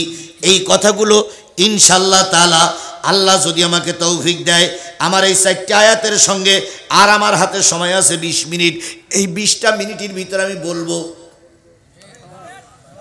থাকবেন তো? থাকবেন তো? সবাই থাকবেন তো? আল্লাহ আপনাকে আমাকে এই 20টা মিনিট কবুল করুক। এইবার বলি, পায়খানা লাগুক, পেশাব লাগুক, এ যুবক, 20টা মিনিট থাকা যাবে না। আর ছোট হুজুরদের বলি, এই যে হাবেজ সাহেবদের বলি, হাবেজ সাহেবদের কিন্তু চলে যাওয়ার সময় হয়েছে, যেহেতু ওদের সবক। এই জন্য হুজুর যারা আছেন তাদেরকে বলি, আপনারা এতগুলো লোক যদি একসঙ্গে চলে যান, মাহফিলি 12টা বেজে যাবে। এই জন্য তোমাদের মুখের দিক থেকে দেখতে হয়তো 20 মিনিট কমাই আসতে পারে, একটু বসো, কেউ এ করো না। আর আমার নেতা আসছে, দেরি করে 20 মিনিট পরে কথা বলুক। একসঙ্গে যাবেন? জি, রাজি? কবর শুলো। আল্লাহ সবাইকে কবুল করুক। আমার ভাইরা, তাহলে প্রথম প্রশ্ন, কিয়ামতের প্রথম আলামত কোনটি? আর আমার আলোচনার বিষয় ছিল, ইন্নাল্লাহা ইনদাহু ইলমুস সাআ, কবে কখন কিয়ামত হবে কে জানে? আল্লাহ ছাড়া আর কেউ জানে না। কয়টা জিনিস আল্লাহর ইলমে আছে? 2 নম্বর, ওয়ায়ুনাজ্জিলুল গায়স, কবে কখন কোন মেঘে বৃষ্টি হবে আল্লাহ ছাড়া আর কেউ জানে না। কারণ কোন মেঘের পানিতে কোন মেঘে বৃষ্টি আছে এটা আল্লাহ ছাড়া আর কেউ বলতে। অনেক সময় দেখা যায় বিরাট মেঘ হইছে, 1 ফোঁটাও পানি নাই। আবার দেখা গেছে হালকা মেঘ, এমন পানি হলো মাঠ কাদা কাদা হয়ে গেছে। এই জন্য কোন মেঘে কখন বৃষ্টি হবে কে জানে? আরো জোরে বলেন কে জানে? আরো জোরে বলেন কে জানে? আমরা জানি না, আমরা জানি না। তাহলে আগের প্রধানমন্ত্রী তো বলতো যে আমি মানুষের হায়াত বাড়াই দিছি। এই কথা শুনি না, কথা আমি নতুন বলতেছি, বললেন না হায়াত বাড়াই দিস, বলিনি? আর আমাদের দক্ষিণ এলাকায় বাড়ি, দক্ষিণ এলাকার মানুষ আমরা, যখন সুনামি বা ঘূর্ণিঝড় আসতো তখন ওনারা বলতেন আমরা সুনামি বা ঘূর্ণিঝড়ের মোকাবেলা করব। তারপরে যে ওই সেই রোগ আসলো, কি রোগ? করোনা রোগ আসলো, ওনারা বললেন আমরা করোনার মোকাবেলা করতে পারি। কাউয়া কাদের প্রায় বলতেন আমরা করোনার মোকাবেলা করব, অথচ মাঝে মাঝে আবার লন্ডনে চিকিৎসা হইতে যাইতেন। এত করোনার মোকাবেলা করতে পারো, দেশ ছেড়ে পালাইলে কেন? কিরকম করোনার মোকাবেলা করতে পারো এখন এসো। তখন প্রায় বলতো, জাতীয় সংসদে দাঁড়াই বলতো খালেদা জিয়া আর কি বলে ইউনূস সাহেবকে টুস করে ফেলাই দেবে। কোন জায়গায়? পদ্মায় নদীতে টুস করে ফেলাই দেবে। এখন দেখো সেই খালেদা জিয়া কাতারের বিমানে বিদেশে চিকিৎসার জন্য যায়, আর ডাক্তার মোহাম্মদ ইউনূস বড় চেয়ারে বসে আছে, আর তুমি বাবা পালাই আসো, যেখানে আসো ওখানেই থাকো, বেশি বাক বাকুম করো না। বাক বাকুম করলে জনগণ কিন্তু ছেড়ে দেবে না। কথা বলেন, কথা বলেন, কথা বলেন আমার ভাইয়েরা। তাহলে যে জিনিসটা বোঝাতে চাচ্ছিলাম, বৃষ্টি কখন হবে, কোন মেঘে হবে কে জানে? আরো জোরে বলেন কে জানে? এবার 3 নম্বর হচ্ছে ওয়ায়ালামু মা ফিল আরহাম, মায়ের রেহেমের ভিতরে সন্তান ছেলে না মেয়ে কে জানে? আরো জোরে বলেন কে জানে? এইটা মনে হয় আপনাদের একটু সন্দেহ লাগতে পারে। এটা সন্দেহ লাগবে না? কেন না? এখন ডাক্তার আগের থেকে বলে দিচ্ছে আসিতেছে, আসিতেছে ছেলে। আবার ডাক্তার কয় মন খারাপ করো না, আসিতেছে মেয়ে। ডাক্তার আগের থেকে বলে দেয়, অথচ আল্লাহ বললো মায়ের রেহেমের ভিতরে সন্তান ছেলে না মেয়ে। পৃথিবীর কোনো ডাক্তার কবিরাজে জানে না কে ছাড়া। এবার আপনার কাছে আমার প্রশ্ন, ডাক্তার কখন বলে? না, 6 মাস পরে ডাক্তার বলে দেয়। 6 মাস পরে ডাক্তার বলতে পারে, তার আগে বলে না।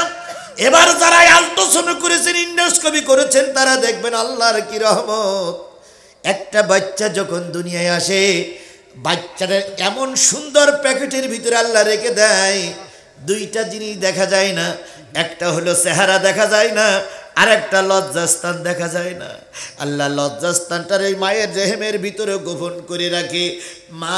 মা মুখ আর লজ্জাস্থানে এমন কায়দা করে রাখে, বাইরের দিক থেকে পিঠ দেখা যায়, মাথা দেখা যায়, হাত দেখা যায়, পা দেখা যায়, কিন্তু লজ্জাস্থান আল্লাহ দেখায় না। মায়ের রেহেমের ভিতরে আল্লাহ লজ্জাস্থানের হেফাজত করে রেখেছে।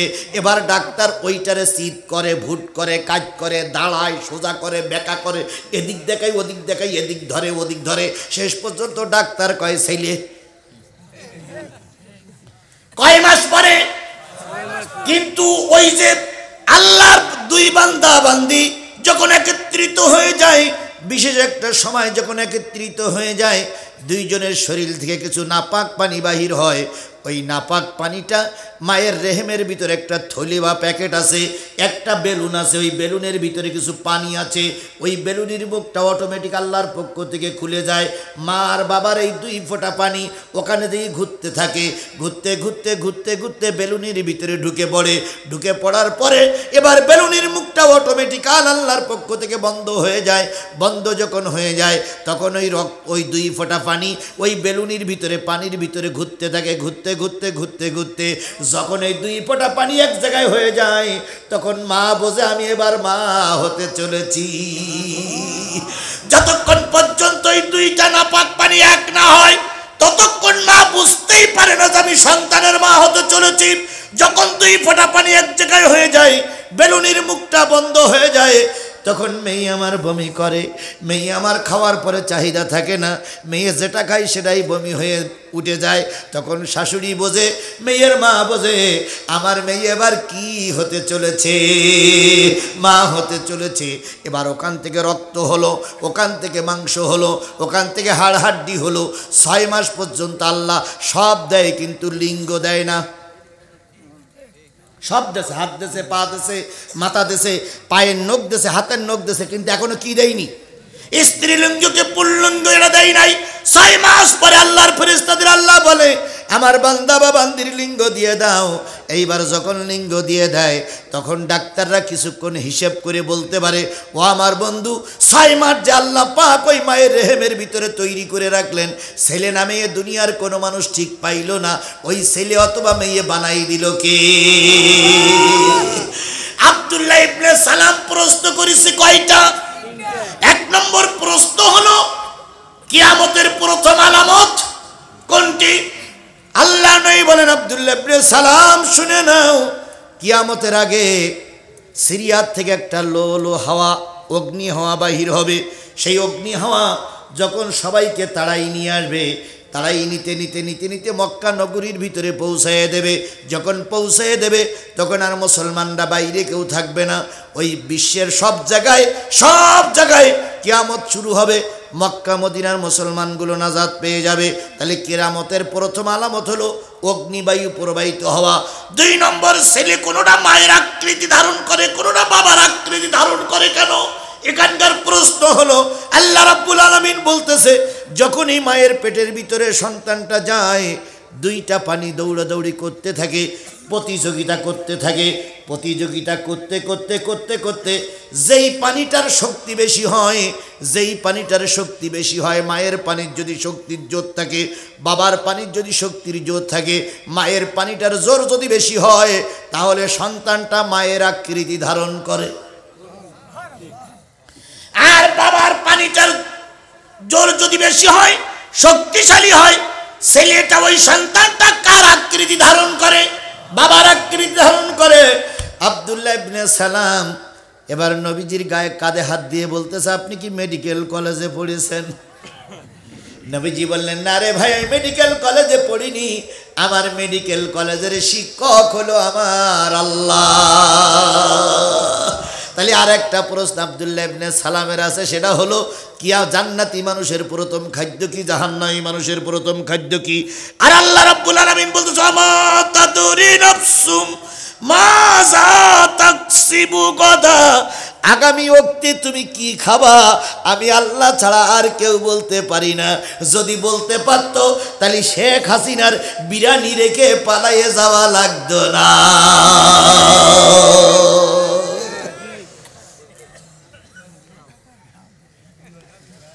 গুলি চলতেছে ভুল দমে। শেখ হাসিনা মাঝে মাঝে খোঁজ নিচ্ছে, পুলিশ প্রধান কি খবর? কয়, ম্যাডাম ফেলাচ্ছি, র্যাব ফেলাচ্ছি। র্যাবের আজকে একটা রিপোর্ট আসছে, র্যাবের রিপোর্ট শুনে গা শিউড়ে গেছে ভাই। র্যাবের আলিফ বলে একটা র্যাবের কর্মকর্তা ছিল, আলেপ। এই কর্মকর্তা আসামি ধরতে যেয়ে একজন আসামি ধরতে পারেনি। তাই তার না একজন আসামি ধরেছে। ধরার পরে ওর বউটা খুব সুন্দরী। তো বউটা সুন্দরী হওয়ার পরে বউটারে বলতেছে, তোমার স্বামী মুক্তি পেতে পারে যদি আমার সঙ্গে সহবাস করতে রাজি হও। এই এই এই র্যাব কর্মকর্তার নাম হচ্ছে আলেফউদ্দিন। তো মহিলাটা বলতেছে, আমার স্বামী ছাড়া আমার আপন কেউ নাই, সুতরাং তুমি আমারে নষ্ট করো না। তারপরে তাকে ধর্ষণ করলো। ধর্ষণ করার পরে মাসখান পরে যেয়ে এই মহিলা আবার যেয়ে বলতেছে, আমার স্বামী কই? আজকের একটা সময় দাও, তোমার স্বামী কালকে বাড়ি যাবে। সেই দিনও ধর্ষণ করলো। স্বামী কোথায় আছে খোঁজ নাই। পরবর্তীতে রোজার মাস, ওই র্যাবের একজন কর্মকর্তা, আলেপ তার নাম, তিনি ফোন করে বলতেছে, আপা স্বামীর খোঁজ পাওয়া গেছে, আসেন। মহিলাটা খুব আগ্রহের সহিত উদ্দীপনার সহিত গেছে। তখন ছিল দুপুরের পর, ওই দিন ছিল 27শে রমজান, লাইলাতুল কদরের রাত আসতেছে। ওই মহিলাটারে নিয়ে এই আলিফ নামক র্যাবের কর্মকর্তা কামরার ভিতরে ঢুকেই ধর্ষণ করলো। ওই মহিলাটা পায়ে জড়াই ধরে বলেছিল, স্যার আমি রোজা, স্যার আমি রোজা, স্যার আমি রোজা। কারোর কথা শুনিনি। ওই নারীটার ধর্ষণ করার পরে ওখান থেকে বেরিয়ে এসে 3 দিন নারীটা বেঁচে ছিল। শোকে দুঃখে কষ্টে মারা গেল। সরকার বাহাদুরির কাছে আমাদের দাবি, এই র্যাব কর্মকর্তা হয়তো গ্রেপ্তার হয়েছে, চূড়ান্তমূলক শাস্তি আমরা কামনা করি। কথা বলেন, কথা বলেন, কথা বলেন। আর এই র্যাব কর্মকর্তারা যদি ক্ষমতায় থাকে, পাওয়ারে বসে থাকে, সুষ্ঠু নির্বাচন হবে না, সুষ্ঠু নির্বাচন হবে না। এই জন্য আমার বক্তব্য, চাল্লার বক্তব্য হচ্ছে, কবে কখন কোন কি খাবা কে জানে। পুলিশের কাছে ফোন হচ্ছে, কি খবর? পুলিশ বলতেছে ম্যাডাম পরিষ্কার, র্যাব বলতেছে পরিষ্কার, বিজিবি বলতেছে উপরের থেকে গুলি করে পরিষ্কার করতেছি। হঠাৎ করে ওয়াকারুজ্জামান যে বলতেছে ম্যাডাম লাইন খারাপ। আমার আলোচনার বিষয় আগামী অক্টে কি খাবা কে জানে, আল্লাহ জানে। শেখ হাসিনা বলতেছে এই মেয়ের বাচ্চা, ওর মুখে তো গালাগালি মোটো বাধ্য না। এত বড় খারাপ ভাষা আর কোন নারী দিতে পারে না। খারাপ ভাষা বলে এর বাচ্চা, তোর কি সেনাবাহিনীর প্রধান বানাইছে এই করার জন্য, এই গোষ্ঠী উদ্ধার করার জন্য? বলতেছে ম্যাডাম আপনি ময়দানে নেই, ময়দানে থাকলে বুঝতেন। কয় কি? কয় চারিদিক থেকে পিঁপড়ার মতন ঢুকতেছে, আর যদি 45 মিনিট থাকেন তাহলে ওখান থেকে এ পর্যন্ত আসতে 45 মিনিট সময় লাগবে। তখন বলতেছে তাহলে এখন কি করতে হবে? কয় ম্যাডাম পালাতেই হবে। কয় আমার বিরিয়ানি। ম্যাডাম বলল যে বিরিয়ানি খাবো, আমার তো নিয়ত হচ্ছে ছাত্রদের মেরিয়ে হাত রক্ত মাখা হাত ধুয়ে বিরিয়ানি খাবো তোদের নিয়ে, তার আগে খারাপ সংবাদ দিলে আমার বিরিয়ানি। ওয়াকারুজ্জামান বলতে ম্যাডাম তাড়াতাড়ি বিমানে চলেন, বিরিয়ানি খেতে গেলে আপনার সময় হবে না। ম্যাডাম সেদিন বলেছিল আমি কাপড়টা একটু পাল্টাই। ওয়াকারুজ্জামান বলছে আপনি যে ঢগের নারী, কাপড় পাল্টাতে গেলে আপনার সময় হবে না। তাহলে দুপুরবেলার বিরিয়ানি খাওয়া কপালে আছে কিনা কে জানে? এ কথা বলেন কে জানে? সেই আল্লাহ আজও আছে না নয়? জোরে বলতে হবে আজও আছে না নয়? মানুষের সঙ্গে গাদ্দারি করো না, মানুষের বদদোয়া নিও না, ক্ষমতায় যাওয়ার জন্য এত পাগল হয়েও না, মানুষকে শান্তি দিতে শেখো। ক্ষমতা না চাইলেও জনগণ ক্ষমতা দিয়ে দেবে। কিছু কিছু লোক বলতেছে জামাতের 1% ভোট নাই। আমরা আপনাদের কথায় স্যালুট জানাই। আপনাদের 99%, জামাতের 1%, তাহলে আপনারা 99% ভোট পেয়ে ক্ষমতায় যাবেন, তাহলে ভোটের জন্য এত ব্যস্ত হয়েছেন কেন আপনারা? যেখানে 1% ভোটও জামাতের নেই, সব ভোট আপনাদের, তাহলে আপনারাই তো ক্ষমতায় গেছেন। আবার আপনারা বলতেছেন সামনের পিরিয়ডে যাব, তারপরের পিরিয়ডে যাব, তারপরের পিরিয়ডে যাব। ওনারা বলেছিল 41 সাল, আপনারা বললেন 81 সাল। বলি দেন তাহলে যেখানে এত জনপ্রিয়তা আপনাদের, তো তাই এখানে এত ভোটের জন্য এত ব্যস্ত হয়েছেন কেন? কথা কি ঠিক? আমার কথা কি বোঝেন আপনারা? আমার কথা বোঝেন, আমার কথা বোঝেন, আমার কথা বোঝেন তো? বুঝলেন তো বুঝলেন, না বুঝলেন তো কসু। হযরত সুলাইমান আলাইহিস সালাম, হযরত সুলাইমান আলাইহিস সালাম ছিলেন বিশ্বের সবচেয়ে বড় একজন রাষ্ট্রপতি। কথা বলেন, এই পৃথিবী 4 জন লোক এই পৃথিবী শাসন করেছিলেন, তার মধ্যে 2 জন কাফের আর 2 জন মুসলমান। যে 2 জন কাফের ছিল, সেই 2 জন কাফেরের নাম, একজনের নাম হচ্ছে নমরুদ, আর একজনের নাম কি? আর একজনের নাম কি? বখতেনসর। এই 2 জন কাফের ছিল। ভাই এই 3 জন লোক উঠে যাচ্ছেন, ভাই আমাকে আর 10টা মিনিট সময় দেন ভাই, আমার সোনা ভাই, 10টা মিনিট সময় দেন ভাই। ও ভাই 10টা মিনিট সময় দেন, আমি ওয়াজটা শেষ করি। আমি তো ঘড়ি দেখতেছি, আপনাদের সেইটা আমি বেশি ব্যস্ত। যদি আপনারা আমার ছেড়ে দেন আমি তাড়াতাড়ি বাড়ি যেতে পারবো। এই যে দুই একজন লোক উঠলে খারাপ লাগে, নেতারা চারিদিক থেকে অস করে, নেতারা শুনতে যারা আপনারা চলে যাচ্ছেন। তাহলে কয়জন ব্যক্তি বিশ্ব শাসন করেছিল? দুইজন হলো কাফের, একজন হলো নমরুদ আর একজন হলো বখতে নাসার। আর দুইজন মুসলিম নেতা গোটা বিশ্ব শাসন করেছিল। একজন হলো সুলাইমান পয়গম্বর, আরেকজনের নাম কি? জুলকারনাইন। জি ইয়েস, জুলকারনাইন। এই সুলাইমান পয়গম্বর একদিন আল্লাহর কাছে আরজি পেশ করেছিলেন। এই কথাটা নিয়ে কেউ সঠিক কেউ বেঠিক বলে, সেটা সঠিক বেঠিক আমি যাব না, শুধু কথাটা শোনানোর জন্য বলছি। সুলাইমান পয়গম্বর বলেছিলেন, আল্লাহ আমাকে এত বড় শক্তি দিয়েছো, ক্ষমতা দিয়েছো, তোমার মাখলুককে আমি একটা দিন খেতে দিতে চাই। আল্লাহ বললেন, সুলাইমান এত বড় দুঃসাহসী কাজে তুমি হাত দিও না, পারবা না। না না, এত বড় ক্ষমতা আমার, পারবই। সুলাইমান পয়গম্বর বললেন, আমি পারবই। আল্লাহ বললেন, পারবা না। এবার সুলাইমান পয়গম্বর বললেন, আল্লাহ আমার 3 শ্বাস দেওয়ার দরকার নেই, 2 শ্বাস দাও। আল্লাহ বললেন, পারবা না। এবার সুলাইমান পয়গম্বর নাকি বললেন, আল্লাহ আমার এক ওয়াক্ত খাওয়ানোর সুযোগ করে দাও। আল্লাহ পাক বললেন, 6 মাস পরে এক ওয়াক্তর বাজেট করো। 6 মাসে রান্না বাড়া শুরু হলো। রান্না করতে করতে করতে করতে বিশাল বিশাল বিল্ডিং হয়ে গেল, পাহাড় সমতুল্য বিল্ডিং করলো। যেদিনকে খাওয়ার সময়, সেদিন হঠাৎ করে সাগরের কিনারে একটা মাছ মাথা উঁচু করে বলতেছে, সুলাইমান পয়গম্বরের লোকজন, আজকে দুপুরবেলা তোমাদের বাড়ি দাওয়াত, দয়া করে আমাকে একটু খেতে দাও, একটু খেতে দাও। সুলাইমান পয়গম্বরের মন্ত্রীরা যেয়ে বলতেছে, রে মাছ এত তাড়াতাড়ি খাতি আসছিস, একটু দেরি কর, সবাই একসঙ্গে আসবি। মাছ বলতেছে, সবাইকে নিয়ে আসার সময় আমাকে একাই দাও। তা খাদ্যমন্ত্রী বলতেছে, স্যার এক মাস এসে বলতেছে ওনার খাদ্য দাও। আমি বললাম যে সবাই এসে দেরি করবে না, খাদ্য কি দেব? সুলাইমান পয়গম্বর বলছে, দে দিন, দে, কত কত খায় দে। মাছ হা করে পড়ে আস। সুলাইমান পয়গম্বরের 6 মাস রান্না করা খাদ্য শুধু দেয়। একবার একটু মুখ বন্ধ করে আবার বলে দাও। এইভাবে করতে করতে 6 মাসের খাদ্য সব পুরাই গেল। এরপরে মাছ বলতেছে, আরো দাও। বলতেছে, আর তো নাই, কয় এখন আমার হাফ পেট হয়েছে, আর হাফ পেট খালি। যদি এই হাফ পেট খালি অবস্থায় আমার মৃত্যু হয়, সুলাইমান পয়গম্বর তোমার বিরুদ্ধে আল্লাহর কাছে নালিশ করব। 18,000 মাখলুকাতের ভিতরে একটা মাখলুক মাছ, তার ভিতরে সব মাছের নাই, 1 মাসের খাদ্যে সমস্ত খাদ্য শেষ হয়ে গেল। সুলাইমান পয়গম্বর সিজদায় পড়ে দিয়ে বলতেছে, আল্লাহ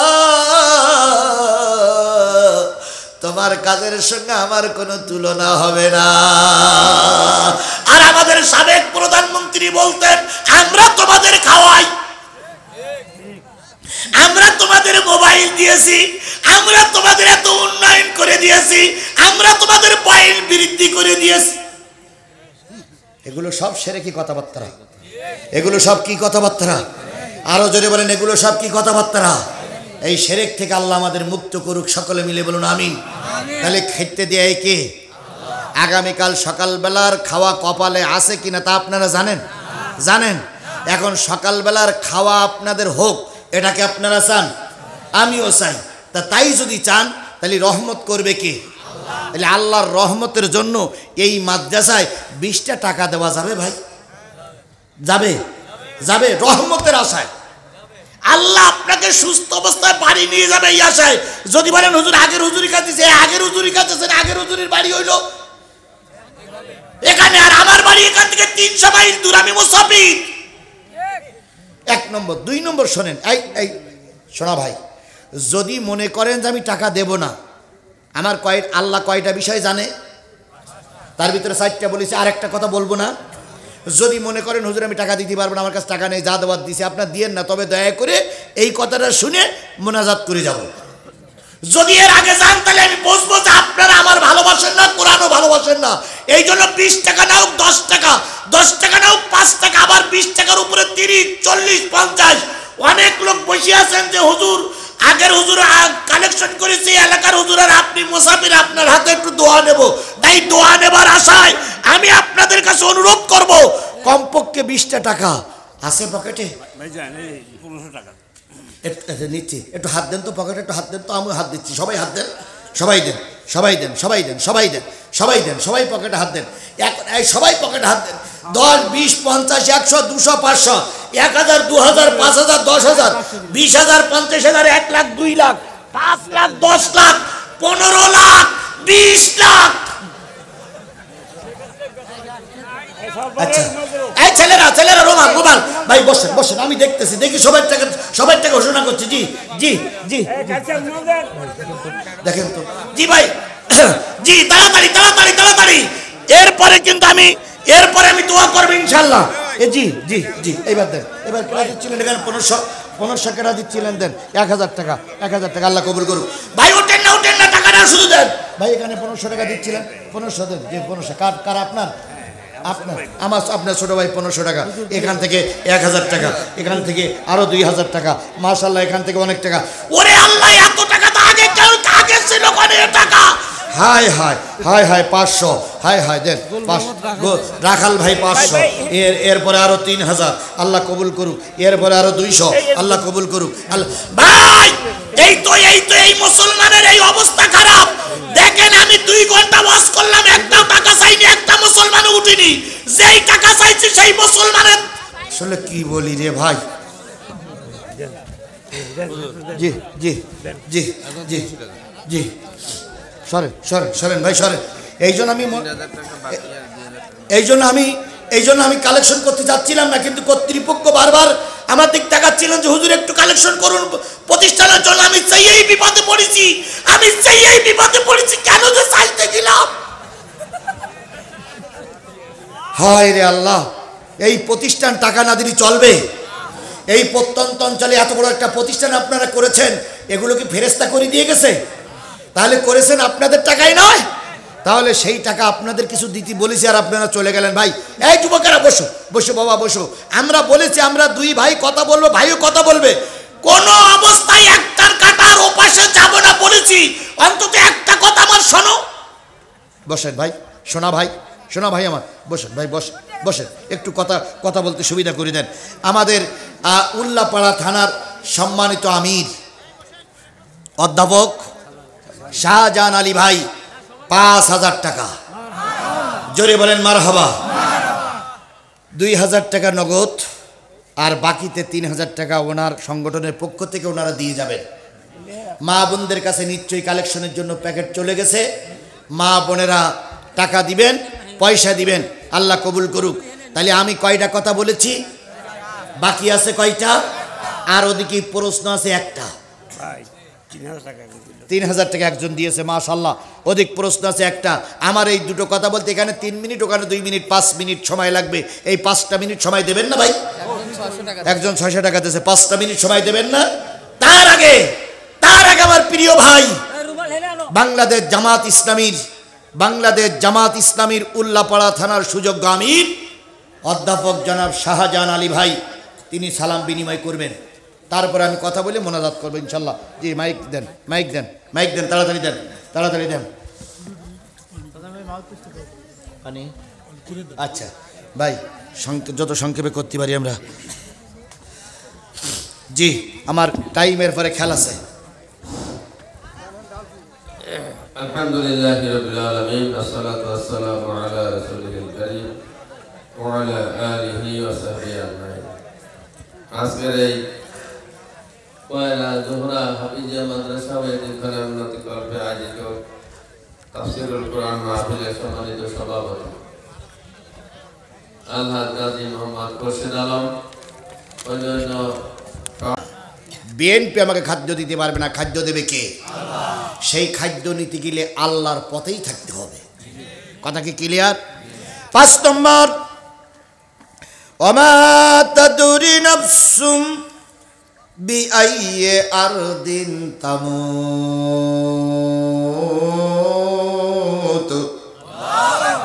5 নম্বর আল্লাহর বক্তব্য, কবে কার কখন মৃত্যু হবে আল্লাহ ছাড়া আর কেউ। আমরা এই কথা থেকে বিশ্বাস করি আল্লামা সাঈদীর মৃত্যু ভাবেই ছিল, তাই সাঈদীর মৃত্যু হয়েছে, এ কথা আমরা বিশ্বাস করি। তবে এর ভিতরে যারা ষড়যন্ত্র করেছে তাদের ফয়সালাটা কার হাতে? আরো জোরে বলেন কার হাতে? লক্ষ লক্ষ মানুষ যখন ঢাকায় সাইদির জানাজা পড়তে পারেনি, আমরা পিরোজপুরের যে নিকটের মানুষ পিরোজপুরি জানাজা গিয়েছিলাম। আমি সাইদির একবার লাশের পিছনেই ছিলাম। ভারপ্রাপ্ত আমির জামাত তখন কথা বলতেছিলেন, আমি কথার ফাঁকেই তার পাশেই গিয়ে জামাতটা করতে সুযোগ পেয়েছিলাম। সেদিন লক্ষ লক্ষ মানুষের চোখে একটাই শব্দ ছিল, আল্লাহ আমাদেরকে জানাজা পড়তে আর চেহারা দেখতে যারা দিল না, তাদের ফয়সালাটা তোমার হাতে তুলে দিলাম। ফয়সালাটা মালিক ঠিকই করেছে, আমাদের জানাজা পড়তে দেওনি, আর তোমাদের কবর হয়তো বাংলার জমিনে হবে না। তোমরা আমাদের নেতাদের জানাজা বন্ধ করে দিয়েছো, আল্লাহ তোমাদের দেশের মাটি হারাম করে দিয়েছে। এখন পালাই আছো কলা বাগানে কেন? এখন পালাই আছো বিদেশে কেন? বিচারপতি মানিক বলেছিল ওদের রায় আমি মানি না, আমার রায় হলো সাইদিকে কিসে ঝুলাই মারতে হবে, ফাঁসিতে ঝুলাই মারতে হবে। অন্যান্য বিচারপতির রায় একরকম কার্যকর হয়েছে, অন্যান্য বিচারপতির বিচার আলাদা হয়েছে, আর বিচারপতি মানিকের বিচার আলাদা হয়েছে। বিচারপতির মালিকের যখন সিলেটের কি বলে স্থলবন্দর নিয়ে আসলো, যখন নিয়ে আসলো তখন এক কৃষক দিয়ে মারল এক লাতি, এক লাতিতে বিসি একটা আউট, 7 হাত দড়ি দিয়ে একটা নড়তেছে। তা মানিক বলতে কি নড়ে রে?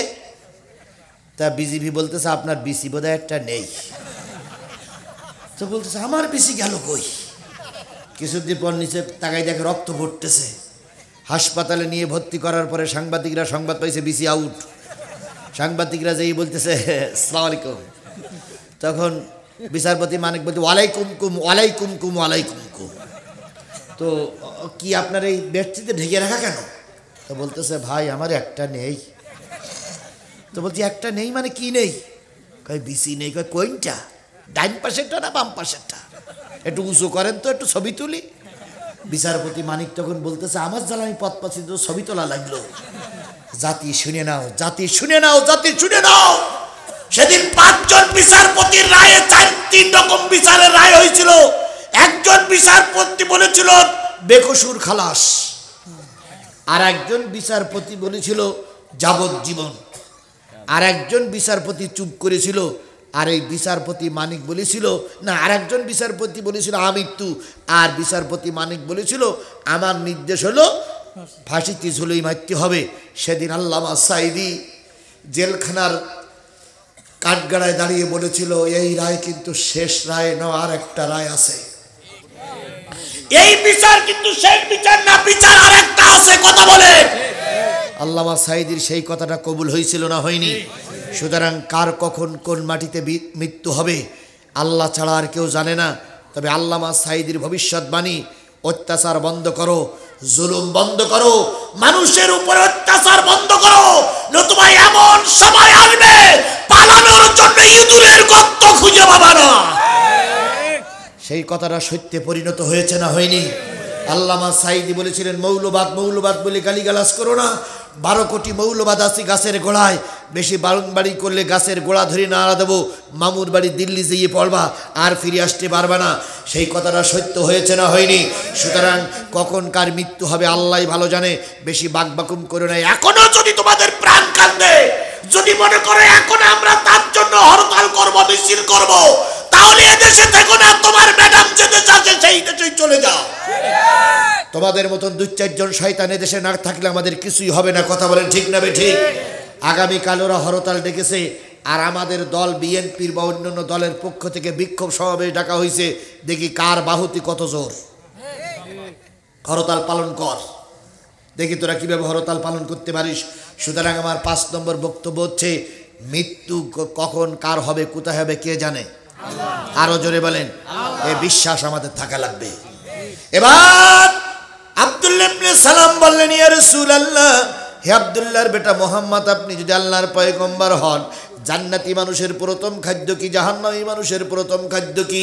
আল্লাহ নবী বললেন আব্দুল্লাহ ইবনে সালাম ভাই আমার, জান্নাতি মানুষেরা জান্নাতে যে আনন্দে মুখর হয়ে যাবে, খাওয়া চাবে না, তারপরে কিছুক্ষণ পরে একটু খাওয়ার আকাঙ্ক্ষা করবে। আল্লাহ পাক জান্নাতি মানুষের প্রথম খেতে দেবে মাছের কলিজা ভুনা। আর একটু জোরে বলেন সুবহানাল্লাহ। জাহান্নামীরা পানির জ্বালায় চিৎকার করতে থাকবে, পানি দাও পানি দাও। আল্লাহ নবী বললেন জাহান্নামীরা যে জাহান্নামে থাকবে পুজ রক্ত বাহির হবে। ওই পুজ হুজুর মেয়েদের আগে দিছি 11,000 আর এখন আছে 9,000 মেয়েদের হায় হায়। প্যান্ডেল থেকে আর একটু গহনা পাচ্ছিলাম ও গহনা পাইছেন, আচ্ছা বলতে আগে 11,000 দিছি আর 9,000 আমার ভাইরা, আল্লাহ নবী সাল্লাল্লাহু আলাইহি সাল্লাম বললেন জাহান্নামীরা যখন খাইতে যাবে জাহান্নামের পুজ রক্ত বাহির হয়ে যাবে। এই পুজ রক্ত মগ অথবা গ্লাসে করে মানুষকে খেতে দেবে। মানুষ যখন খেতে চাবে না জোর করে ফেরেশতারা খাওয়াবে। এক পর্যায়ে পায়খানার রাস্তা দিয়ে আর মুখ দিয়ে নাড়ি ভুড়ি সব বেহির হয়ে যাবে, আর ভিতরে ঢুকবে না। ওই অবস্থায় জাহান্নামে থাকা লাগবে। এই কথা বলার সাথে সাথে আব্দুল্লাহ ইবনে সালাম দাঁড়িয়ে গেলেন আর বললেন ইহুদিরা মানুক আর না মানুক, আমি বুঝেছি আপনি আল্লাহর নবী। আরেকটু জোরে বলেন সুবহানাল্লাহ। সুতরাং এতক্ষণ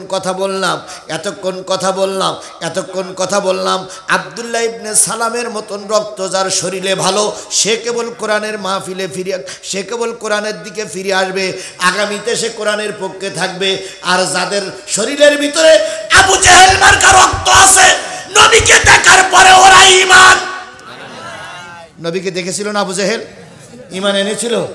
তাহলে আজকে এখানে যাদের রক্ত ভালো তারা আব্দুল্লাহ ইবনে সালামের মতন হয়ে ফিরে আসবে কিসের দিকে? আর যদি ফিরে না আসে তাহলে বুঝ যাবে ওর দেল, ওর মন, ওর রক্ত আবু জেহেল মার্কা। এই জন্য নবী ওর বুঝাইতে পারিনি, আমি ওরে বুঝাতে পারবো না। ইন্নাল্লাহ আলিমুম খবীর, আল্লাহ পাক সকল খবর রাখে। কথা বলেন ঠিক না বেঠিক? সুতরাং আমার শেষ দাবি, মৃত্যুর আগ পর্যন্ত থাকবো কিসের পক্ষে? কারা কারা কোরআনের পক্ষে থাকতে রাজি আছেন? দুই হাত উঁচু করে আল্লাহরে দেখান। আয় আল্লাহ, হাতগুলো উঁচু করে রাখেন, হাতগুলো উঁচু করে রাখেন, হাতগুলো উঁচু করে রাখেন। আয় আল্লাহ, আপনাদের কিছু বলা লাগবে না, চুপ। আয় আল্লাহ, আপনাদের কিছু বলা লাগবে না, চুপ থাকেন, হাত উঁচু করে রাখেন। আমি বলি আল্লাহ, আমার আপনাদের আমি বলি, আয় আল্লাহ, আমার কোনো অধিকার নেই এই মানুষদের হেদায়েত দেবার, আমি হেদায়েত দিতে পারবো না। 2 ঘন্টা আলোচনা করে তোমার বান্দাদেরকে তোমার কুদরতি পায়ে পর্যন্ত পৌঁছে দিলাম। বাবুদ, তুমি আমাদের সবাইকে হেদায়েত নসিব করে দাও, আমাদের সবাইকে কোরআনের পথের প্রতীক বানায় দাও। আগামী দিনে কোরআনের পক্ষে রায় দিয়ে কোরআনওয়ালাদের গলায় ফুলের মালা পরিয়ে আমরা যেন আমাদের সন্তানকে ঘরে তুলতে পারি, তৌফিক দিয়ে দাও। এই জন্য আজকের থেকে শপথ নিলাম, মৃত্যুর আগ পর্যন্ত কিসের পক্ষে থাকবে? এবার আপনারাই বলেন কিসের পক্ষে থাকবে? আল্লাহ আমাদের ওয়াদাগুলো কবুল করে নাও, আমিন সুম্মা আমিন, বিজুদিকা আমিন, বিনতিনানিকা আমিন, ইয়া আল্লাহু ইয়া রাব্বুল আলামিন। মা বোনদের পক্ষ থেকে আগে এসেছে 11,000 টাকা, আবার দ্বিতীয়বার এসেছে 9,000 টাকা। আল্লাহ সব মা বোনদের দান কবুল করুক। আমা তৌফিকি ইল্লা বিল্লাহ, আখিরু দাওয়ানা আনিল হামদুলিল্লাহি রাব্বিল আলামিন। সূরা ফাতিহা ইখলাস শরীফ পড়ুন সবাই। বিসমিল্লাহির রহমানির রহিম, আলহামদুলিল্লাহি রাব্বিল আলামিন, আর রহমানির রহিম, মালিক ইয়াউমিদ্দিন, ইয়্যাকা না'বুদু ওয়া ইয়্যাকা নাস্তাঈন, ইহদিনাস সিরাতাল মুস্তাকিম, সিরাতাল লাযীনা আন'আমতা আলাইহিম গায়রিল মাগদুবি আলাইহিম ওয়ালাদ-দাল্লিন। কুল হুয়াল্লাহু আহাদ, আল্লাহুস সামাদ, লাম ইয়ালিদ ওয়া লাম ইউলাদ ওয়া লাম ইয়াকুল লাহু কুফুয়ান আহাদ। কুল হুয়াল্লাহু আহাদ, আল্লাহুস সামাদ, লাম ইয়ালিদ ওয়া লাম ইউলাদ ওয়া লাম ইয়াকুল লাহু কুফুয়ান আহাদ। আর কারোর কোনো কথাবার্তা আছে? আস্তাগফিরুল্লাহ রাব্বি মিন কুল্লি জামবিন ওয়া আতুবু ইলাইহি, লা হাওলা ওয়া লা কুওয়াতা ইল্লা বিল্লাহিল আলিয়্যিল আযীম। আল্লাহুম্মা আমিন। রব্বানা যালামনা আনফুসানা ওয়া ইন লাম তাগফির লানা ওয়া তারহামনা লানাকুনান্না মিনাল খাসিরিন। রব্বানা ইন্নানা আমান্না ফাগফির লানা যুনুবানা ওয়া কিনা আযাবান নার। রব্বিরহামহুমা কামা রব্বায়ানি সগীরা। আল্লাহ তাআলা, তুমি তোমার কুদরতি নয়নে তাকায় দেখো, হাজারো মুসলমানদেরকে সঙ্গে করে নিয়ে রাত 1টা বেজে গেছে। কখন জানি একটার কাটা শুয়ে গেছে রাত। পবিত্র শাবানের চাঁদে হাজারো জনতাকে সঙ্গে করে নিয়ে ইসলামী আন্দোলনের সিপাহ সালার বীর সৈনিকদেরকে নিয়ে বাংলাদেশ ইসলামী ছাত্র শিবিরের যুবকদেরকে নিয়ে, জাতীয়তাবাদী দল বিএনপি এবং ছাত্র দলের নেতা কর্মীদেরকে নিয়ে, তাহাজ্জুদ গুজারি মানুষদেরকে নিয়ে, ছোট্ট ছোট্ট হাফেজে কোরআনদেরকে নিয়ে রাত 1টার সময় তোমার কুদরতি দরবারে হাত তুলেছি বাবু। এই মাহফিল তুমি আমাদের সকলের জন্য নাজাতের জরিয়া বানায়া দাও। 10,000 20,000 টাকার থেকে শুরু করে 10 টাকা 5 টাকা পর্যন্ত যে বা যারা দান করলো, সকল দাতার দানগুলো কবুল করে নাও রব্বুল আলামিন। গভীর রজনীতে হাত তুলেছি, যাদের মা বাপ দুনিয়ার থেকে বিদায় হয়ে গেছে তাদের সবাইকে মাফ করে দাও। অনেকের মা বাপ এখনো বিছানায় শুয়ে শুয়ে কাঁদতে, আল্লাহ মৃত্যু রোগ ছাড়া সকল প্রকার রোগ থেকে সাফায় হাজেলা কামেলা দান করে দাও। এই প্রত্যন্ত অঞ্চল গ্রাম্য এলাকায় বিরাট একটা মাদ্রাসা, আল্লাহ তাআলা আমার মাদ্রাসাটা দেখি বড় ভালো লেগেছে। 2টা ছেলের মাথায় দস্তরবন্দি করলাম, 2টা টকবগে গোলাপ ফুলকে আমরা আজকে মাদ্রাসার থেকে বের করে দিলাম। ও বাবু, এই মাদ্রাসাকে কিয়ামত পর্যন্ত তুমি কবুল করে নাও। এই মাদ্রাসার যাবতীয় সমস্যা তুমি গায়েব থেকে সমাধান করে দাও। আমরা 1000 টাকা দান করি, কোটি টাকা দান করি, যদি তুমি রহমত না করো প্রতিষ্ঠান টিকে থাকবে না। তাই তোমার দরবারে ফরিয়াদ আল্লাহ, তুমি রহমতের নজর দিয়ে প্রতিষ্ঠানটার সকল প্রকার সমস্যা দূর করে দাও।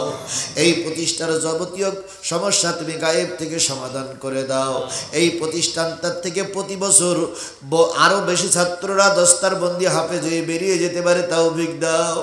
এইখানের মাহফিলটা 16 বছর চলছে, আল্লাহ কিয়ামত পর্যন্ত কবুল করে নাও। মা বোনেরা অনেক দান করেছে, সকল দাতারা দানগুলো কবুল করে নাও। ও বাবু, সর্বশেষ দোয়া, আল্লামা সাইদি 13 বছর জেল খাটলো।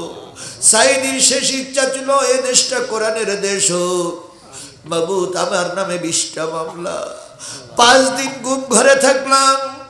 আমিও দোয়া করতেছি, আল্লাহ মামলা খেটেছি, মারি খেয়েছি, গুলি খেয়েছি, আল্লাহ রামদার কোপ খেয়েছি, মামলা খেয়েছি, দুঃখ নাই। সকল দুঃখ সেদিন ভুলে যাব যেদিন শুনবো কোরআনওয়ালারা জাতীয় সংসদে চলে গেছে, যেদিন শুনবো কোরআন দিয়ে আমার দেশ চলছে, যেদিন শুনবো কোরআন দিয়ে আমার সমাজ চলছে, সেদিন আমরা শান্তি পাবো। যারা ইসলামের জন্য জীবন দিয়ে শহীদ হয়ে গেছে তারাও সেদিন শান্তি পাবে। বিগত 53 বছরে অন্যান্য দলের সরকার দেখেছি, একটাবার তুমি কোরআনের সরকার বানায়া দাও। একটাবার আমার দেশটার কোরআনের সরকার দিয়ে চলতেছে দেখার তৌফিক দিয়ে দাও। আগামী নির্বাচনে কোরআনপন্থীদের বিজয়ের মালা পরিয়ে আমরা যেন নিজ নিজ ঘরে নিয়ে আসতে পারে তৌফিক দিয়ে দাও। কোরআনওয়ালাদের মন যদি খারাপ হয়, নিশ্চয়ই তোমার রসুল কবরে শুয়ে শুয়ে কষ্ট পাবে। ও বাবু, একটিবার আমার দেশে কোরআনের রাজ কায়েম হয়েছে দেখার তৌফিক দিয়ে দাও।